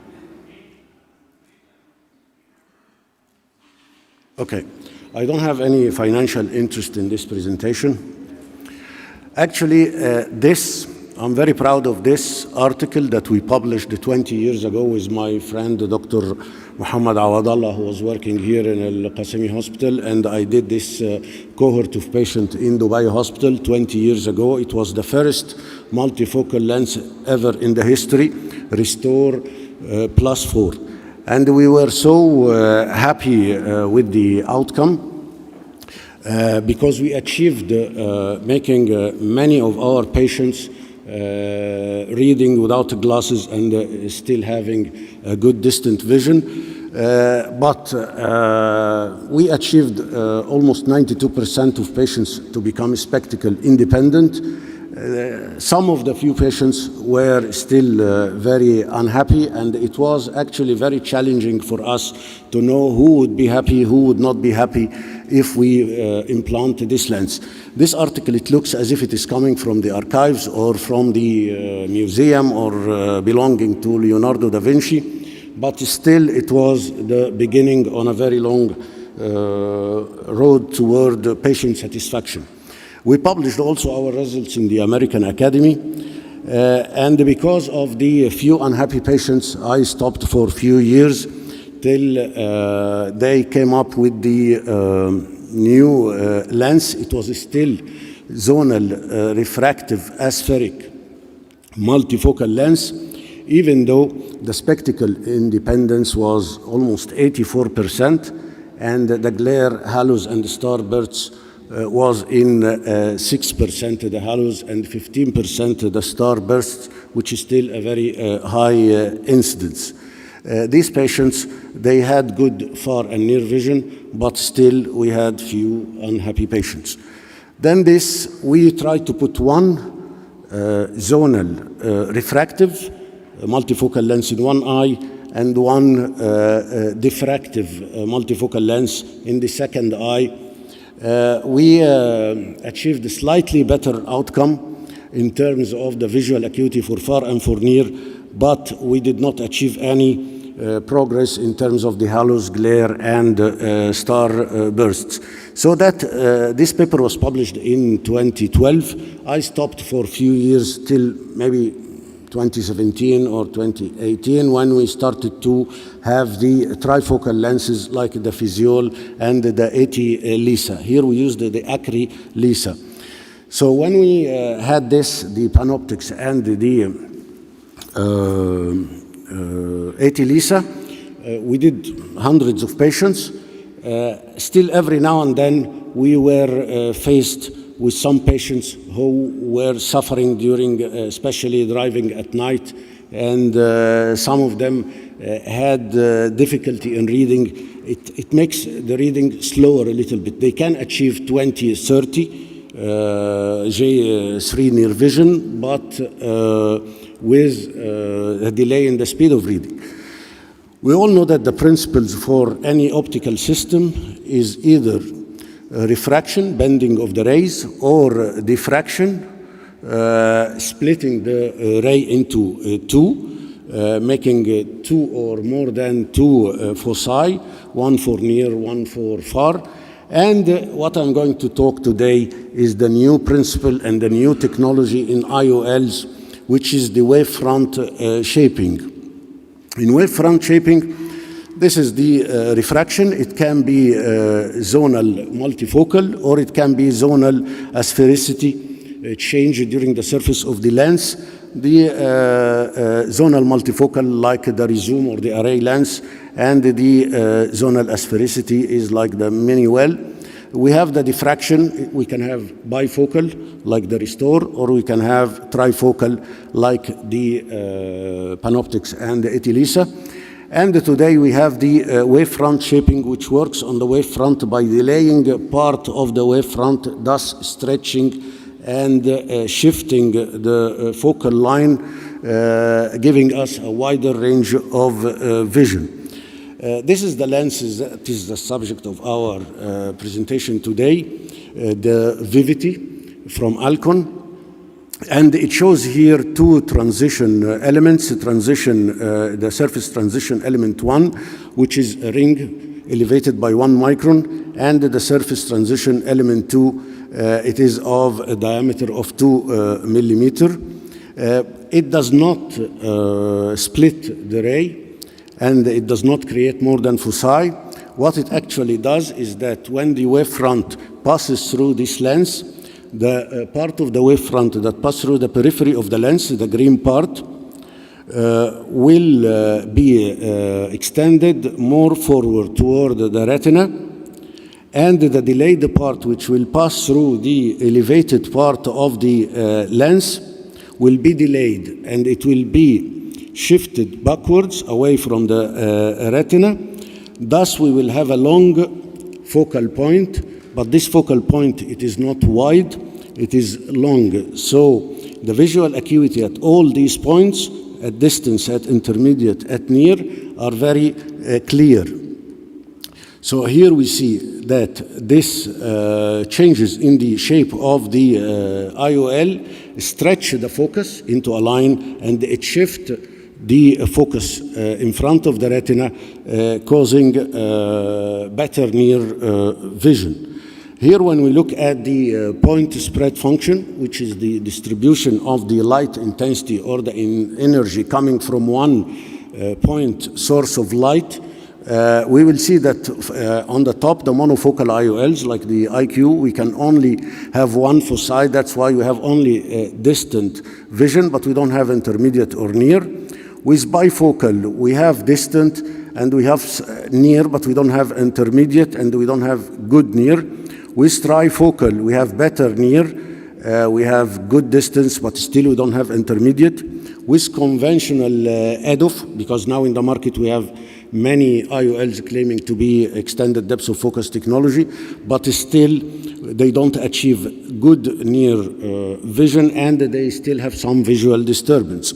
With the X EDOF, and X is mentioned with the EDOF here to stand out the Vivity lens from the other EDOF lenses in the market, and we will know now what X means. We can see at the point spread function that it is more stretched, and we can achieve good distance, good intermediate, and near vision, but not as good as with the trifocal lens. I mean, in terms of the distance, with the trifocal we can see at 33 centimeters, but with the X EDOF we can see between 40 and 50 centimeters. Anyway, the best lenses should have good range of vision and the least visual disturbances. And when we look at this, The trifocal has good range of vision, but a lot of visual disturbances. Conventional EDOF, they have still some visual disturbances and limited range of vision. The X-EDOF, there is no trade-off between the range of vision and the visual disturbances, as we are going to see from, so the X here, in order to just mention it, actually it does not stand for anything but no. It means that there is no visual disturbances with this EDOF lens. It is like deleting the presence of visual disturbances with the EDOF lenses from Alcon Vivity. I'm going to go through a study, the US study. It's a controlled, randomized study in which one eye had the IQ lens, the Acrysof IQ lens, and in the other eye, the Vivity lens. There is another global study conducted in Canada, UK, Australia, Spain, but I'm going only to go through the US study for the sake of time, because we have very short time. Although the first presentation was not here, so I'm going to use a few minutes from the first lecture. Here, when we look at the continuous range of vision with the Vivity lens, we will see on the left side in the curve the visual distance at 4 meters, the visual acuity between the Vivity and the IQ was almost 100%, very comparable. But at intermediate distance, 66 centimeters, of course, the Vivity fared much better and did very well compared to the IQ. And this is even more noticed at nearer distance at 40 centimeters. This performance of the Vivity lens was not affected by the diameter of the pupil. So with pupil diameter less than 3 millimeter or bigger than 4 millimeter, the performance of the Vivity compared to the IQ at 4 millimeter, at 66 centimeter, at 40 centimeter was the same. And here when we ask about the visual disturbance, we'll see that the percentage of patients never experiencing symptoms like starbursts, halos, glare was very comparable between the monofocal premium IOL, a spherical lens like the IQ, which is a very good lens, and the Vivity presbyopia correcting IOL. And in the US trial also, when they asked about the remaining patients who were not extremely happy, how much were bothered with the starburst, halos, and the glare if we compare it with the other trifocal lenses or bifocal lenses or zonal refractive lenses, we will see that the incidence for very much disturbed or quite a bit disturbed, here it's between 1 and 2%, and sometimes the halos is 0% and the glare is 0%, while there we were talking about 6% and 12% and 15%. So from 15% to 1 and 0% is a huge achievement in the quality of vision for our patients. And when we look at the quality of vision in bright light, up close, arm length, far away, still we can see that the percentage of patients with the Vivity lens was higher than the percentage of patients with the IQ lens. And this is actually more important under low light.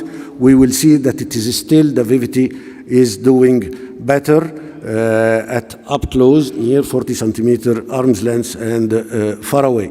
So the conclusion or the take-home message is that with the Vivity wavefront extended depth of focus technology, we have superior intermediate vision, which we never had before in any multifocal or presbyopia correcting IOLs.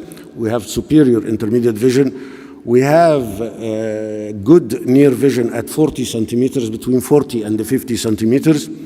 and the distance visual acuity was not compromised, and it is comparable to the IQ lens.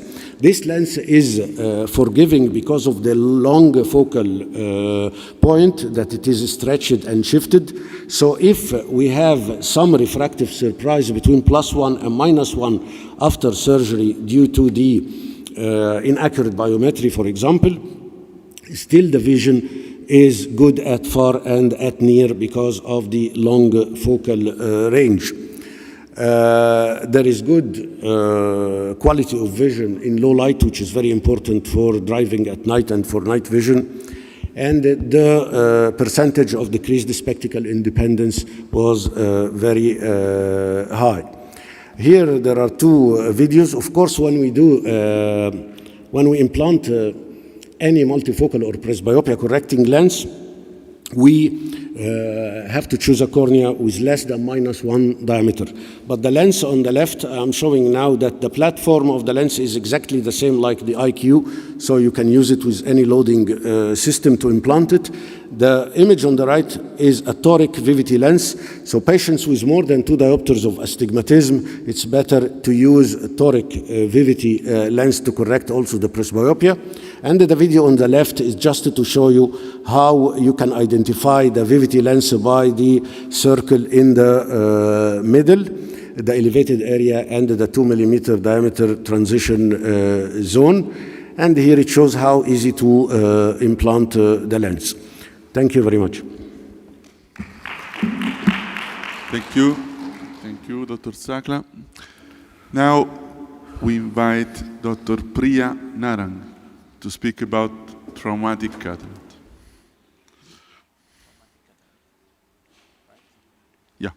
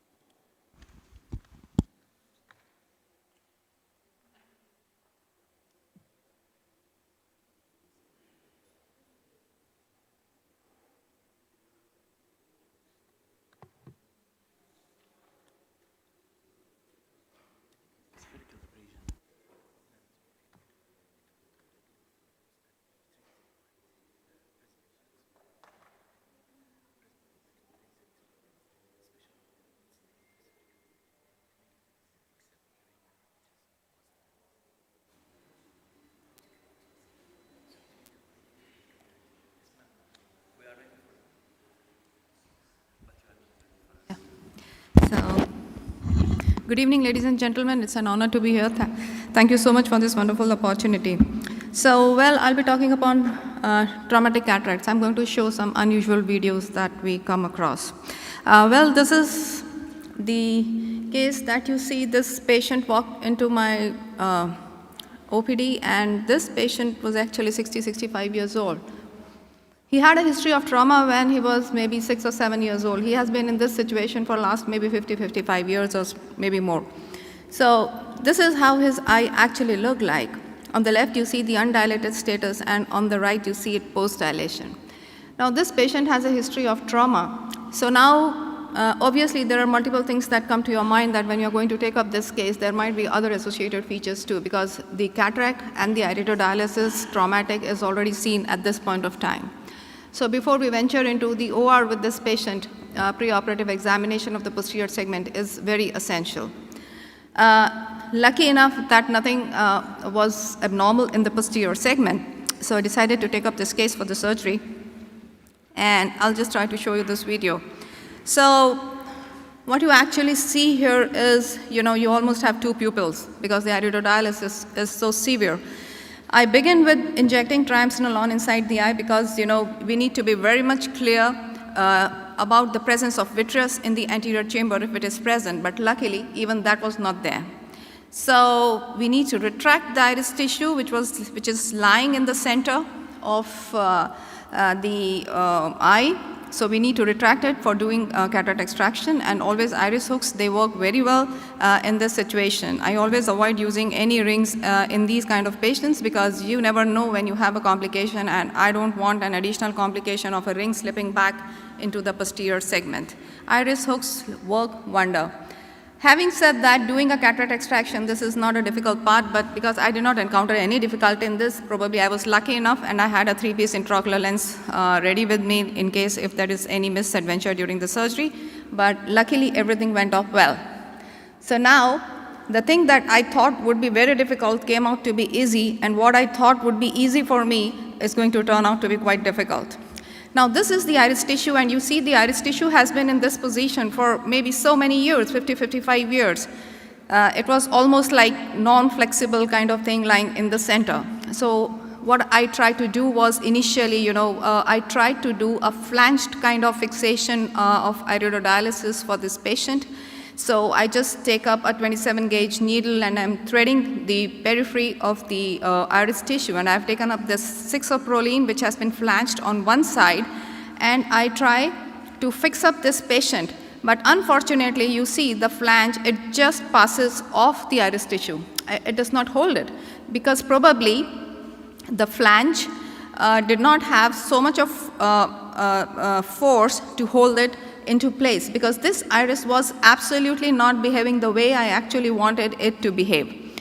So I decide to go ahead with the non-appositional iris repair of iridodialysis in this patient. It's a gold standard, works wonderfully every time. This technique was described by Dr. Snyder. So this is a double arm suture, and I'm trying to fix up the iris base out here. Whenever we try to fix up and do the iridodialysis procedure, you need to be very careful of the amount of the iris tissue that you are actually imbibing into the needle, because that is the amount of retraction that you are going to get.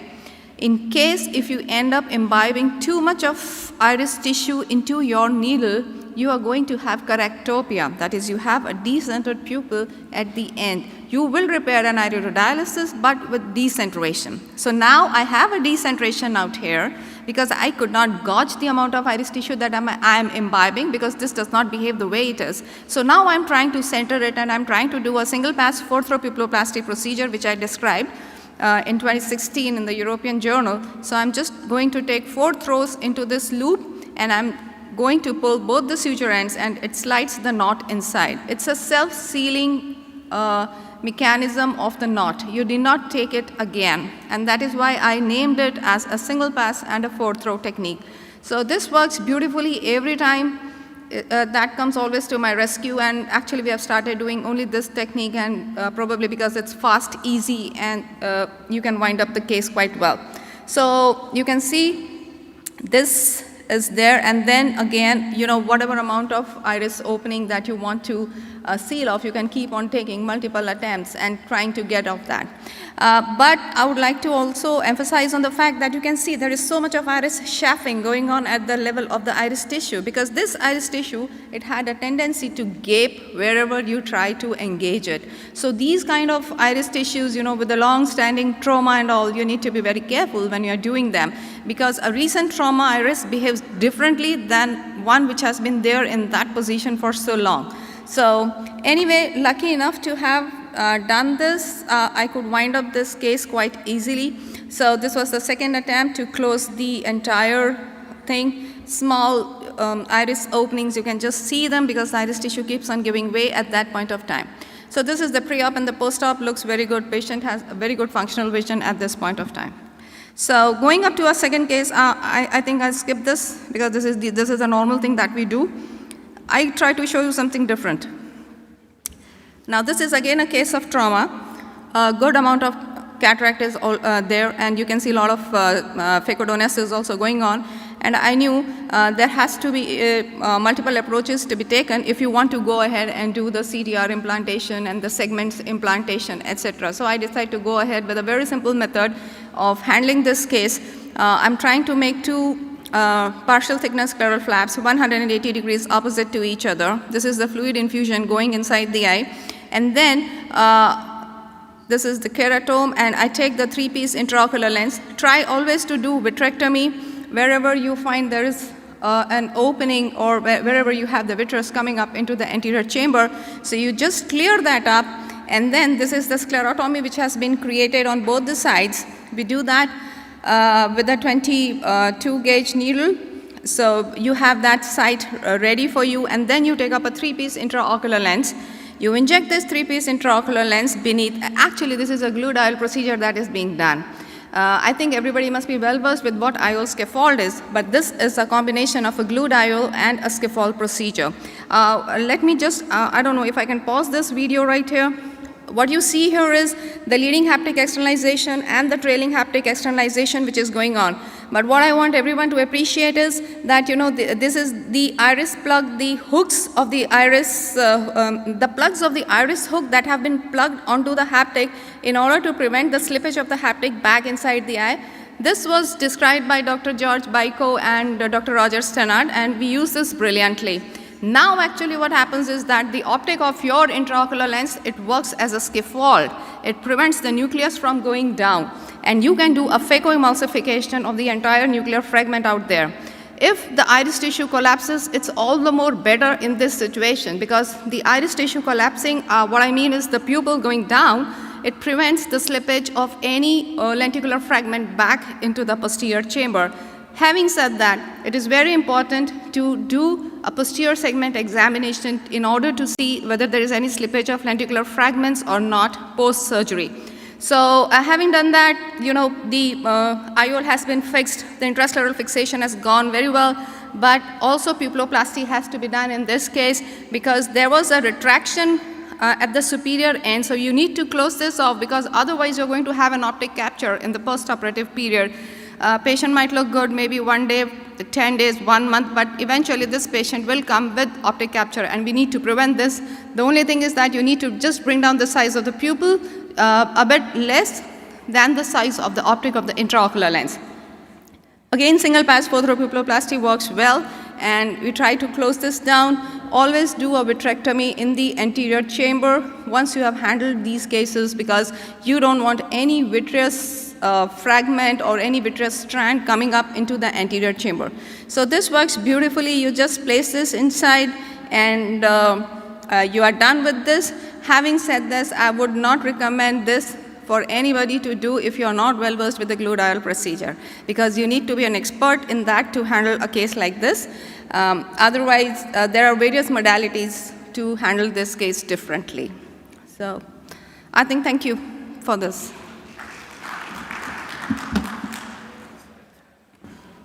Thank you, Priya. Nice talks. I think that the second talk for Dr. Cosimo, causes and management of residual refractive error after cataract surgery. Okay. Just a question. Do you have the video from Dr. Rakad? A video presentation from Nancy and Rakad?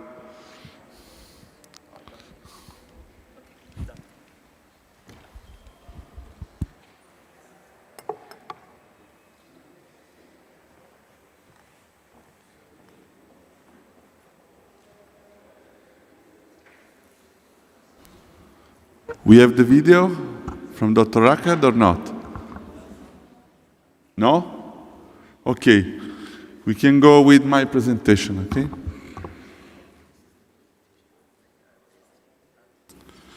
Okay, thank you.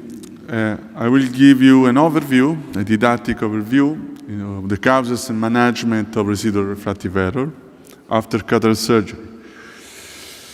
Let me do a premise. Emmetropia is the main target of modern cataract surgery. Yes, patients expect an adequately predicted outcome. Modern surgical techniques, new OCT-based biometers, diagnostic methods improve our calculations, and our patients expect to be spectacles independent. However, refractive error remains one of the primary reasons of dissatisfaction after premium lens surgery in particular. Bad surprises can occur, of course, and a refractive enhancement may be sometimes required. it is most important to account for this in the preoperative counseling of our patient. The first message I want to give you is from this study from Ron Melles. And beyond the formula, I don't want to speak about which is the best formula, but I want to say you that in normal eyes, our calculation have an accuracy for a prediction error of plus minus 0.5 diopters of 80%, not 100%. This is the message, 80% in normal eyes. So, it is important in the counseling to explain to our patients. My first measure is this. If 80% in normal eyes was demonstrated with all formula, and the Barrett Universal 2 was the best, what happens in short eyes and long eyes?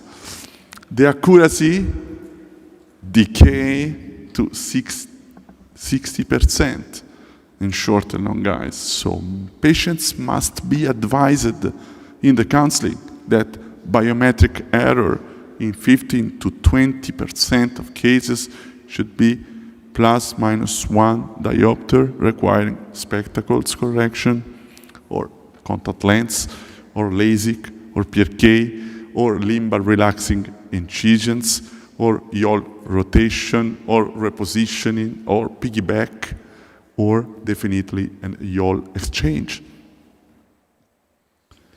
And what happens in keratoconic eyes? You know, in keratoconic eyes, the level of accuracy decreases depending on the stage of the disease.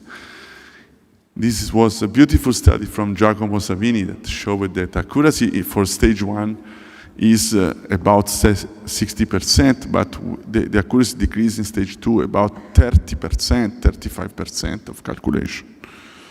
No accuracy over the stage 3. And we need to use in this case specific calculation formula like the Kane formula with keratoconus, or the SRKT formula, not without SIMK, but using the mean pupillary power value. This is the last review in literature from the current opinion in ophthalmology, showing all the causes of errors and the refractive enhancements that we can do.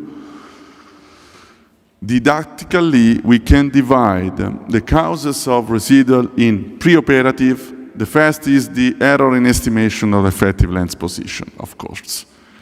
The second, of importance in the measurement of corneal power. The third is the axial length. And then we have a lot of cases: ocular comorbidities, previous eye surgery, incorrect yaw selection, incorrect patient identification, ocular surface disease, dry eye, keratoconjunctivitis sicca, keratoconus, corneal scar, opacities, epithelial basement membrane dystrophies. A lot of situations, prior keratorefractive surgery.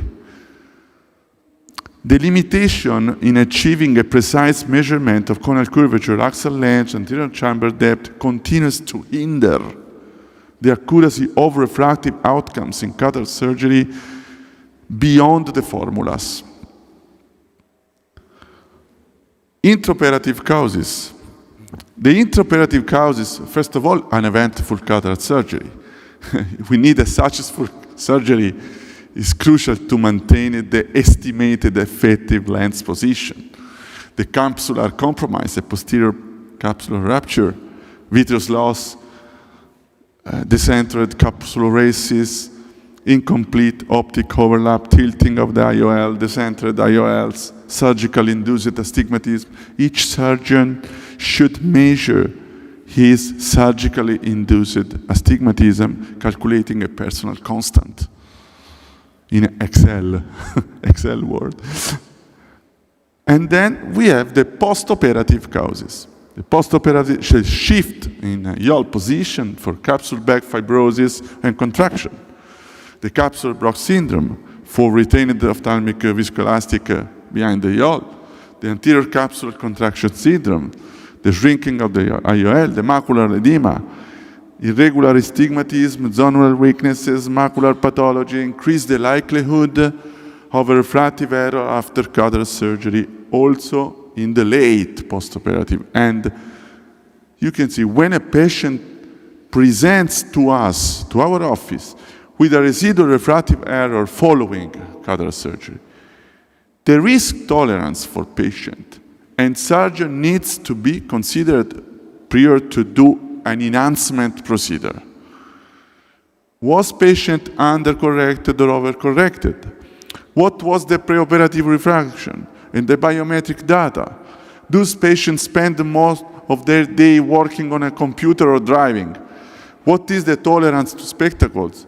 What are the hobbies? What was the age of patients and visual demands? What is the general health of our patients? Does the patient have conditions that may risk zonular compromise for a refractive enhancement? We need a pre-enhancement workup. This is recommended in literature. And this is the management. We have corneal enhancements and lens-based refractive enhancements. Among the corneal, we have LASIK, of course, PRK, also SMILE now is proposed. There is one publication in literature, the limbal relaxing incisions. And the lens-based refractive enhancement are the intraocular lens repositioning, toric intraocular lens rotation in case of cylinders, the piggyback intraocular lens, and the lens exchange. Wait before doing anything. Immediate refraction after cataract surgery is subject to change, as IOL stabilization occurs over the course of the weeks to months. So, excluding cases of significant refractive surprise post-cataract enhancement should be always delayed until stable refraction has been achieved. The rate of refractive stabilization is proportional also to incision site and may take longer time. So the message is that each case represents a different story requiring an individual solution. This is the flow chart showing the indications or corneal-based enhancement, LASIK, PRK, limbal relaxing incision, also SMILE, and the advantage. Each procedure has advantage and limitations, of course, and must be applied to specific cases. Also, lens-based IOL repositioning or toric IOL rotation, of course, for astigmatism, but the piggyback IOL is better than IOL exchange, of course. We have also, in the future, maybe the light adjustable IOLs. So the advantage in general of corneal enhancement are that we avoid an additional intraocular surgical procedure. We have better accuracy, higher predictability of the results than a PIG IOL or a IOL exchange, of course, especially for the correction of the residual cylinders. We provide a greater flexibility and achieves better final refraction than lens-based procedures. A recent study using LASIK to correct residual refractive error after cataract found that 93% eyes achieved a final spherical equivalent within plus minus 0.5 diopters and 100% with plus minus 1 diopter. Laser vision correction is easier in eyes also with previous capsulotomy, and lens exchange is more risky and difficult, of course. The limitation is the correction of eye residual, especially hyperopic error. The hyperopic shift are the real problems in these patients, and also for the laser, the availability of excimer laser and the cost.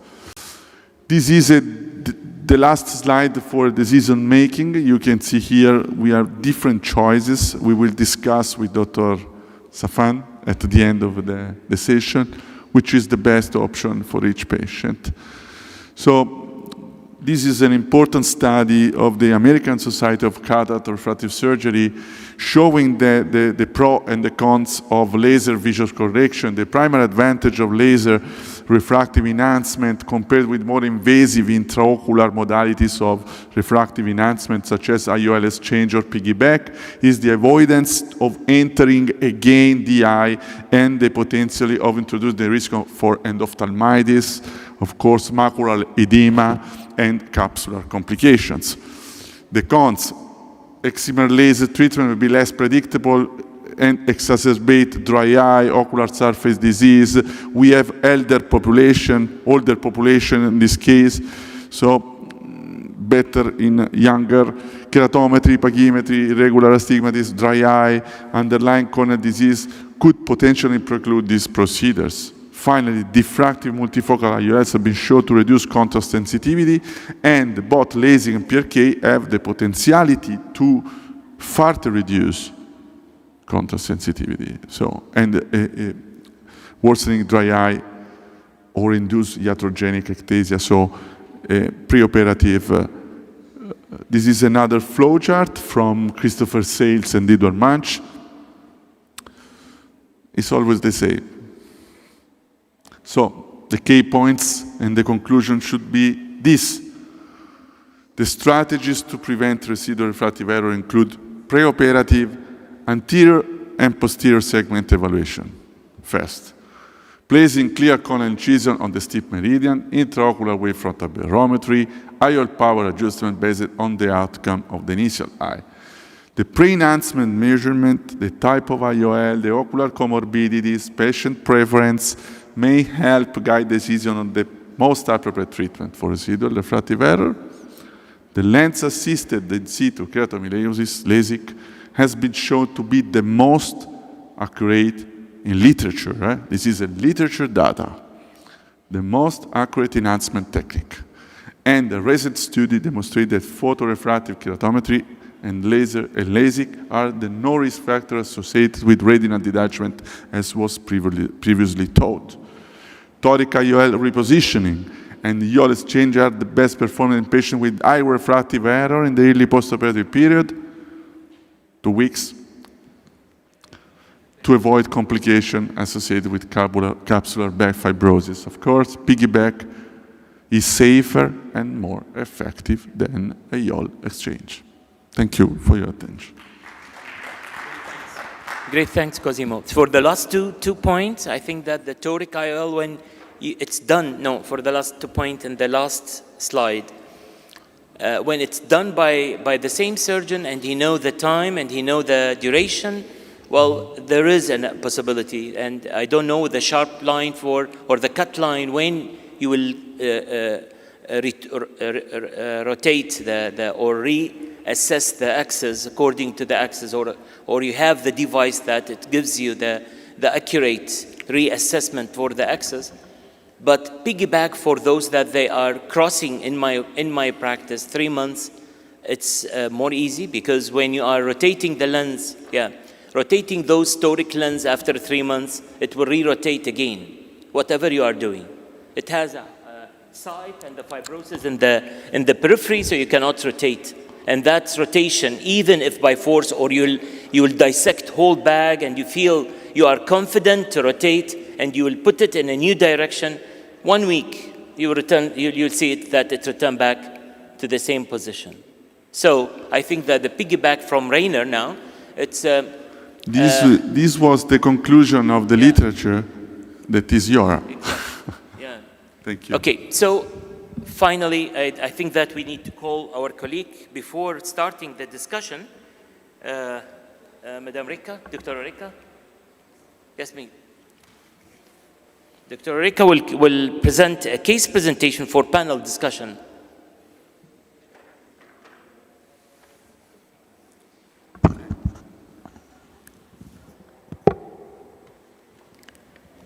Good afternoon, and thank you, Miom, for calling me here on this platform. It's a proud privilege to speak before you all. I'll be presenting a case. Can you please switch? presentation.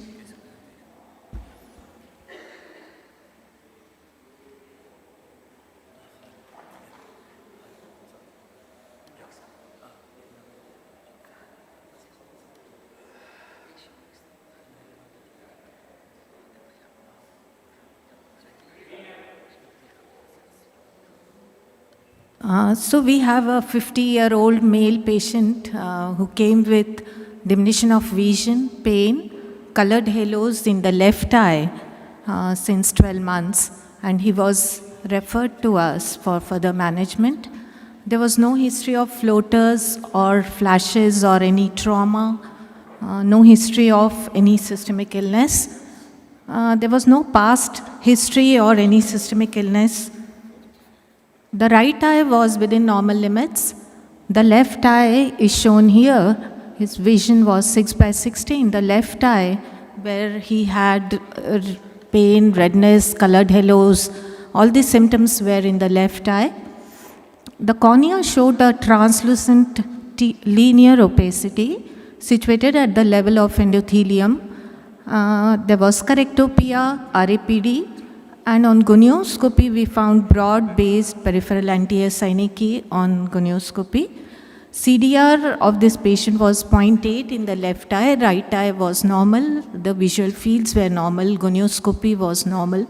All angles were open till scleral spur. So we have this patient with this opacity, and the pressures in the right eye was normal. The left eye, he was using anti-glaucoma, and he was also using Diamox, and with that, the pressure he came with was 32. So we asked, looking at that linear line, we asked him any other history he would like to share, any history of trauma, birth trauma, because he was 50 years old. We thought it is less likely to even ask this history, but let us ask this history. And he said, yes, there was a history of complicated in-hospital forceps delivery, which his mother used to tell him often that your delivery was very difficult and we had to use forceps when you were born. And we did AS-OCT, which demonstrated band-like structures protruding from cornea into anterior chamber. There was also mild subluxation of lens. We found irregular astigmatism in the left eye, the point of 3.5 on retinoscopy.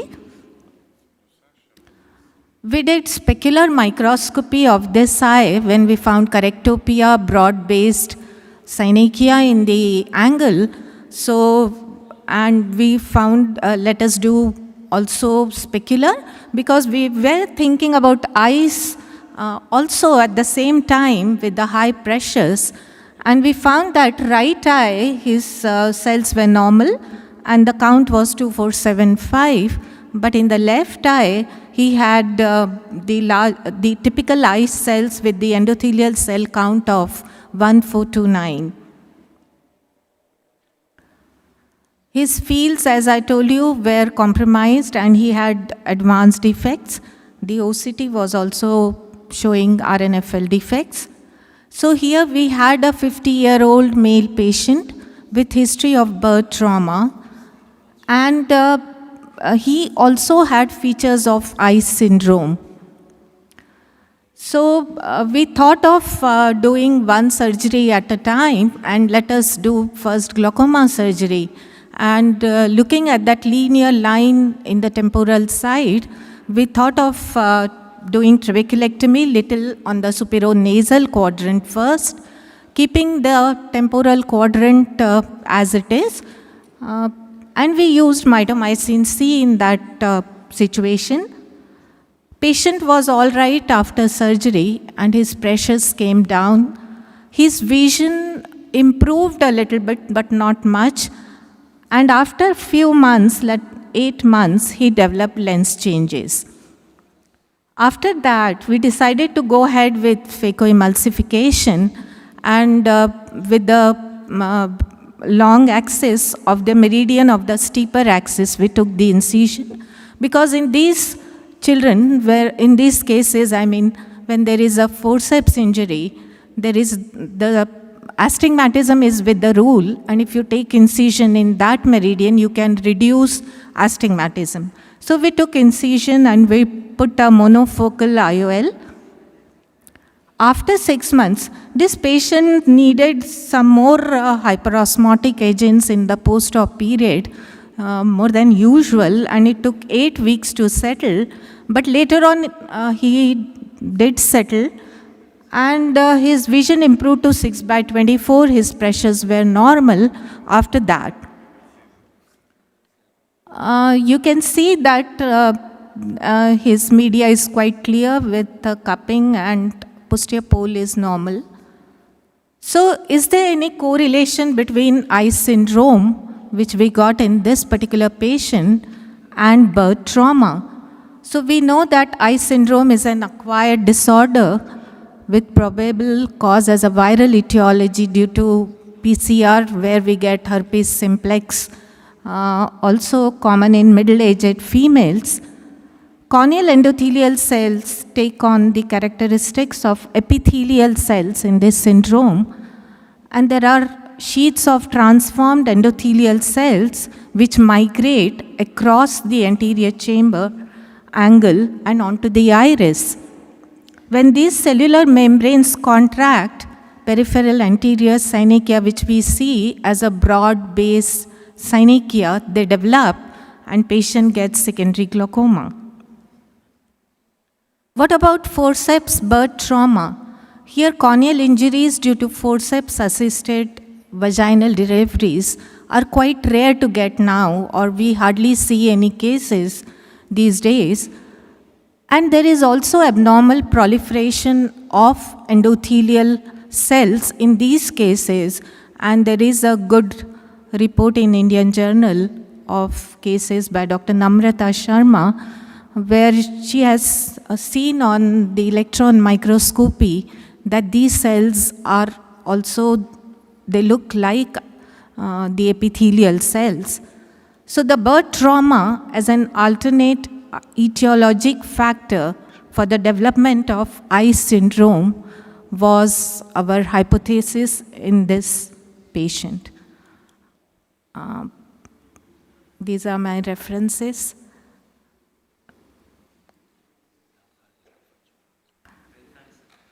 Thank you very much. Thank you. Professor Sakla, come here.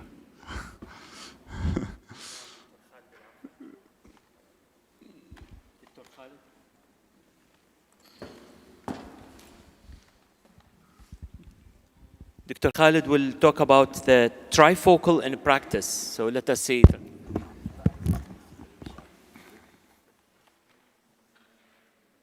Thank you, Dr. Safwan, for your introduction. I will take last few minutes, I think, in this session, sharing with you my short journey in the premium lenses. I attended Dr. Hani talk in the first session. He was talking about Restore, and whenever, he talked about the premium lenses, the old versions, and then there are so many frustrations came up, and we stopped, as Dr. Hani stopped using the premium lenses those days because of so many drawbacks came up with those types of lenses. I don't have any financial disclosure, and whatever material came in this talk. As I mentioned, I stopped using the premium lenses from 2008 or 9 up to 2015, whenever the medical representative from Zeiss came up to me in 2015, and he convinced me to start up with the Atariza Zeiss, and I started up with that. Rezoom, Restore, crystalline lens thickness was old versions of premium lenses. And we have some explantation of these, and we know the drawbacks of those lenses. That lens was really a good lens, actually, and I used almost 750 cases of that trifocal lens, and we got a very good results out of that. We know the trifocal diffractive IOLs has two bifocal structures, the constructive interface as well as the intermediate focus, and it really gives the patient good and functional near vision, as well as compromise a little bit of the quality of vision for the far, but it was tolerable for many of patients. And we know the difference between the old versions of premium IOLs and the trifocal lenses. So in that time, after 1 year of using the trifocal lenses, I noticed that I am in front of a revolution on my career, and I will face really a change of practice in my opinion. We designed a prospective non-randomized study, and we got good results from 2016 up to 2019. We got this is the demographic data from patients, and we assess the satisfaction of trifocal lenses from that period of time, 2016 up to 2019. We got the English version and Arabic version translation of the visual function questionnaire, and then we got the results after that. 92% of our patients could perform their daily activities, including the near, intermediate, as well as the far vision without problems. The mean spectacle independence in the reading and doing computer work was really very satisfactory. And these are some of the activities our patients witnessed: the reading a newspaper. Most of the problem has no problem with that. Reading book, computer use, watching TV, as well as all of the near, far, and intermediate vision was really very promising in the results. And this is part of our original article in that time. What about the photic phenomena we are always seeing in our patients in the trifocal lenses? Actually, 75% of our patients has some photic phenomena, and especially in the first 3 to 6 months, and they usually report it and when they ask for that. And most of them, they are non-disturbing. So the presence of photic phenomena is really high, and we all know that. And these are the glare, halos, and starbursts some of our patients are complaining from. What about the residual ametropia? We just, hear from Dr.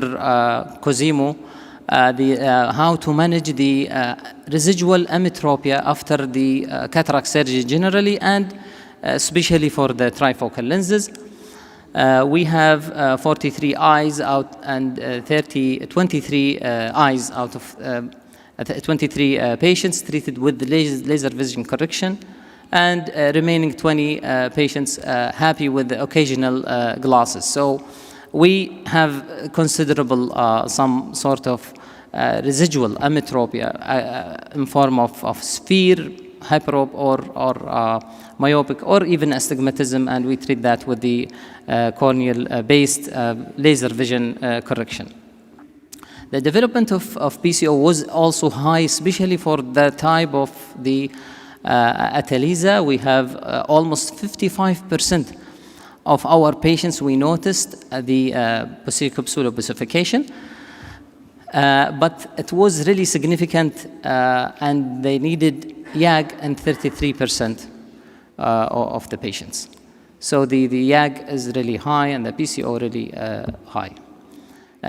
The patient satisfaction also was attributed to the some sort of patient, 5 eyes with the 25 actually eyes with the IOL mild decentration, and they did not need any intervention, improved with occasional need of glasses, and 5 eyes with needed a surgical intervention among our patients.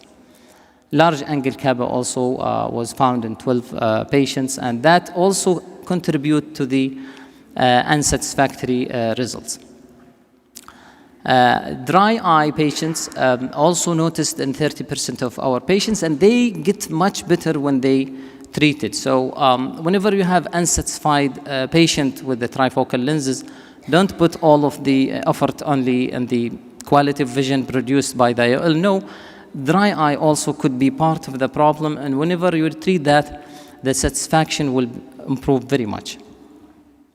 Inadequate pupil size, we noticed that in 13 patients, and we saw that very clearly that whenever you have a large pupil, you have very unsatisfied patients, and they improved with the pilocarpine and some other medication that can constrict the pupil, and sometimes we give some occasional glasses to decrease their unsatisfaction. So far, we have almost 1,570. This is not among the published article, but so far in my career, I implanted almost 1,570 premium lenses. We have 6 explantation cases. Satisfaction is very high. More than 90% of our patients will recommend that to relatives, and photic phenomena are reported in 75%, as I mentioned in the results. So, Dr. Sakla talked about the EDOF. Lately, 6 or 7 months ago, I started heavily using the extended depth of focus lenses. And these, the lenses I used, I just talked to Dr. Sakla that some also other types of, and even Dr. Safwan maybe has a good experience of extended depth of focus. I used Lucidus, Vivity from Alcon, and lately EDOF from Askew. We almost reached almost 100 cases in 90 eyes actually, and I noticed really good results. In the maybe last few slides, I will give my opinion whether the EDOF will push away the trifocal lenses or not. This is I like to share with you Dr. Gerard from Heidelberg University, the types of the quality of vision produced by monofocal versus EDOF and the trifocal lenses. We see the glare and halos showed in the EDOF versus the trifocal. You see the halos and glare in the lights. Yes, even the EDOF give you some sort of glare and halos, but it's much less than the trifocal lenses. I am almost in the end of the... so, as I mentioned, one of the unsatisfactory results out of the trifocal or premium lenses come from photic phenomena, but the good news that most of these lenses are within 3 to 6 months, most of the patients, they improve. I am at the end of my, this contrast sensitivity, as I mentioned also, I mentioned that it is decreased in both, but definitely the light transmission and the EDOF lenses, as mentioned by Dr. Hani, is more than the trifocal lenses. That's why the contrast sensitivity is not affected very much in the extended beta focus versus the trifocal lenses. If you want to avoid the premium lenses, please take care of the high expectations with the patients post-RK, although we have started also the extended beta focus post-RK with very satisfied results. The high cylinder, you have to take care of the irregular astigmatism, as well as if you needed to do the toric trifocal types for those more than 1 diopter of astigmatism. Treat dry eye very much even before the surgery to even take care of the good eye calculation, take care of the corneal scar, the large pupil. And this is the type of my OR list sometime. And a few weeks ago, most of my patients actually, 8 patients get trifocal, 2 patients got an EDOF cases, and 3 got a monofocal lenses. This is not my routine actually, but this is show you how the trend come up and the demand of the patients. Sometimes you are in the era of those of patients not, willing to get the reading glasses, and they want to get rid of it. In summary, I think EDOF, extended beta focus, are very much forgiving, and you can do it with the ocular surface disease, and it give you little chromatic aberrations, and it is very much tolerable to decentration and high angle CABA.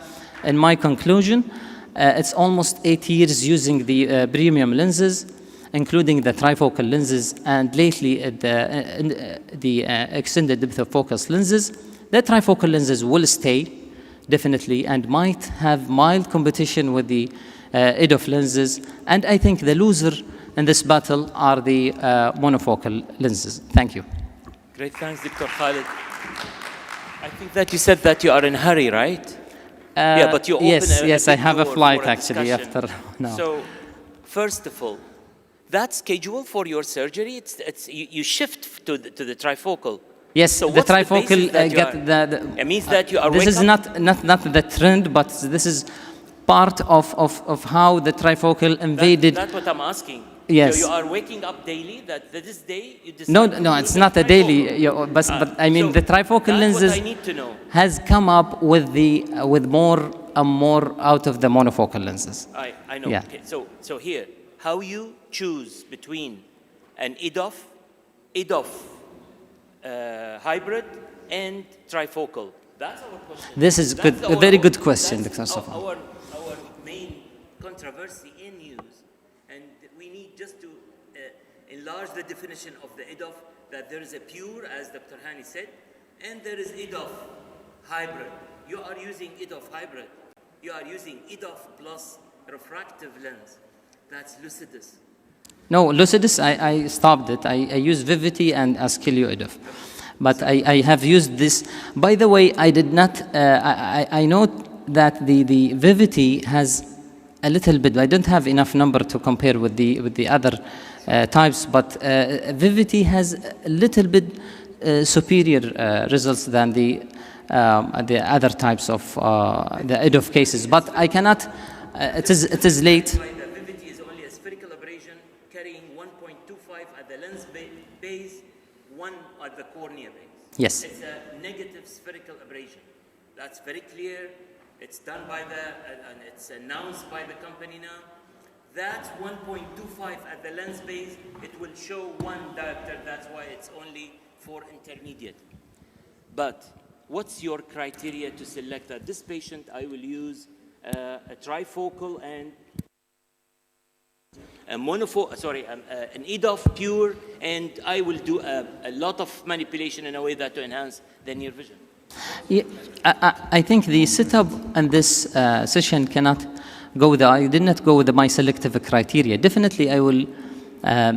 See whether the cornea tolerate the trifocal lenses or not. You need a really good, very regular cornea and less dry eye. There is no scars, nothing. Post-refractive, is it an indication for EDOF pure?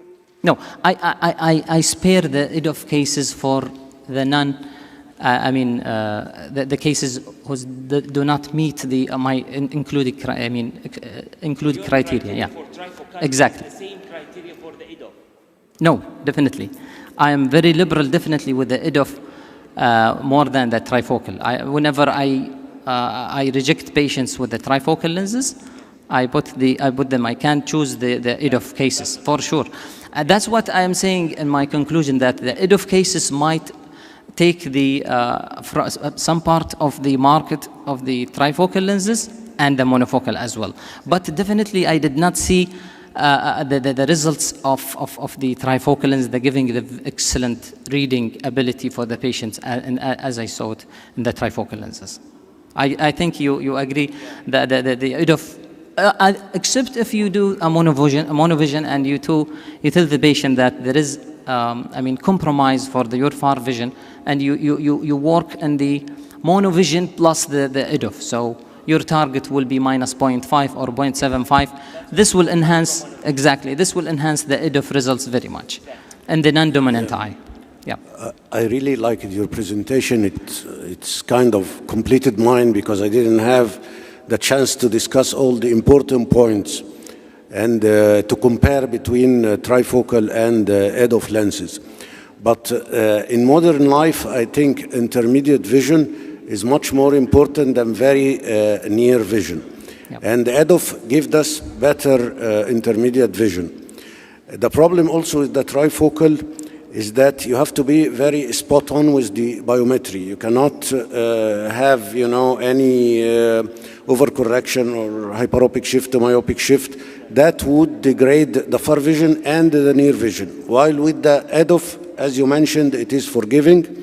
If we have between -1 and +1, still the patient can be satisfied.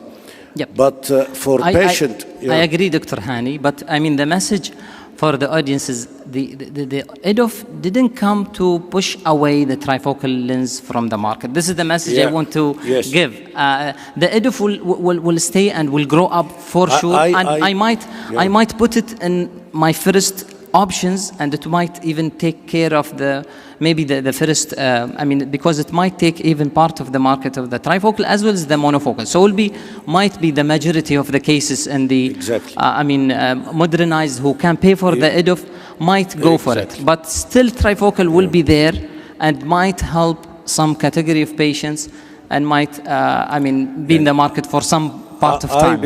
This is my message of... I believe if the cost is not an issue, because the difference in the price is huge. Yeah.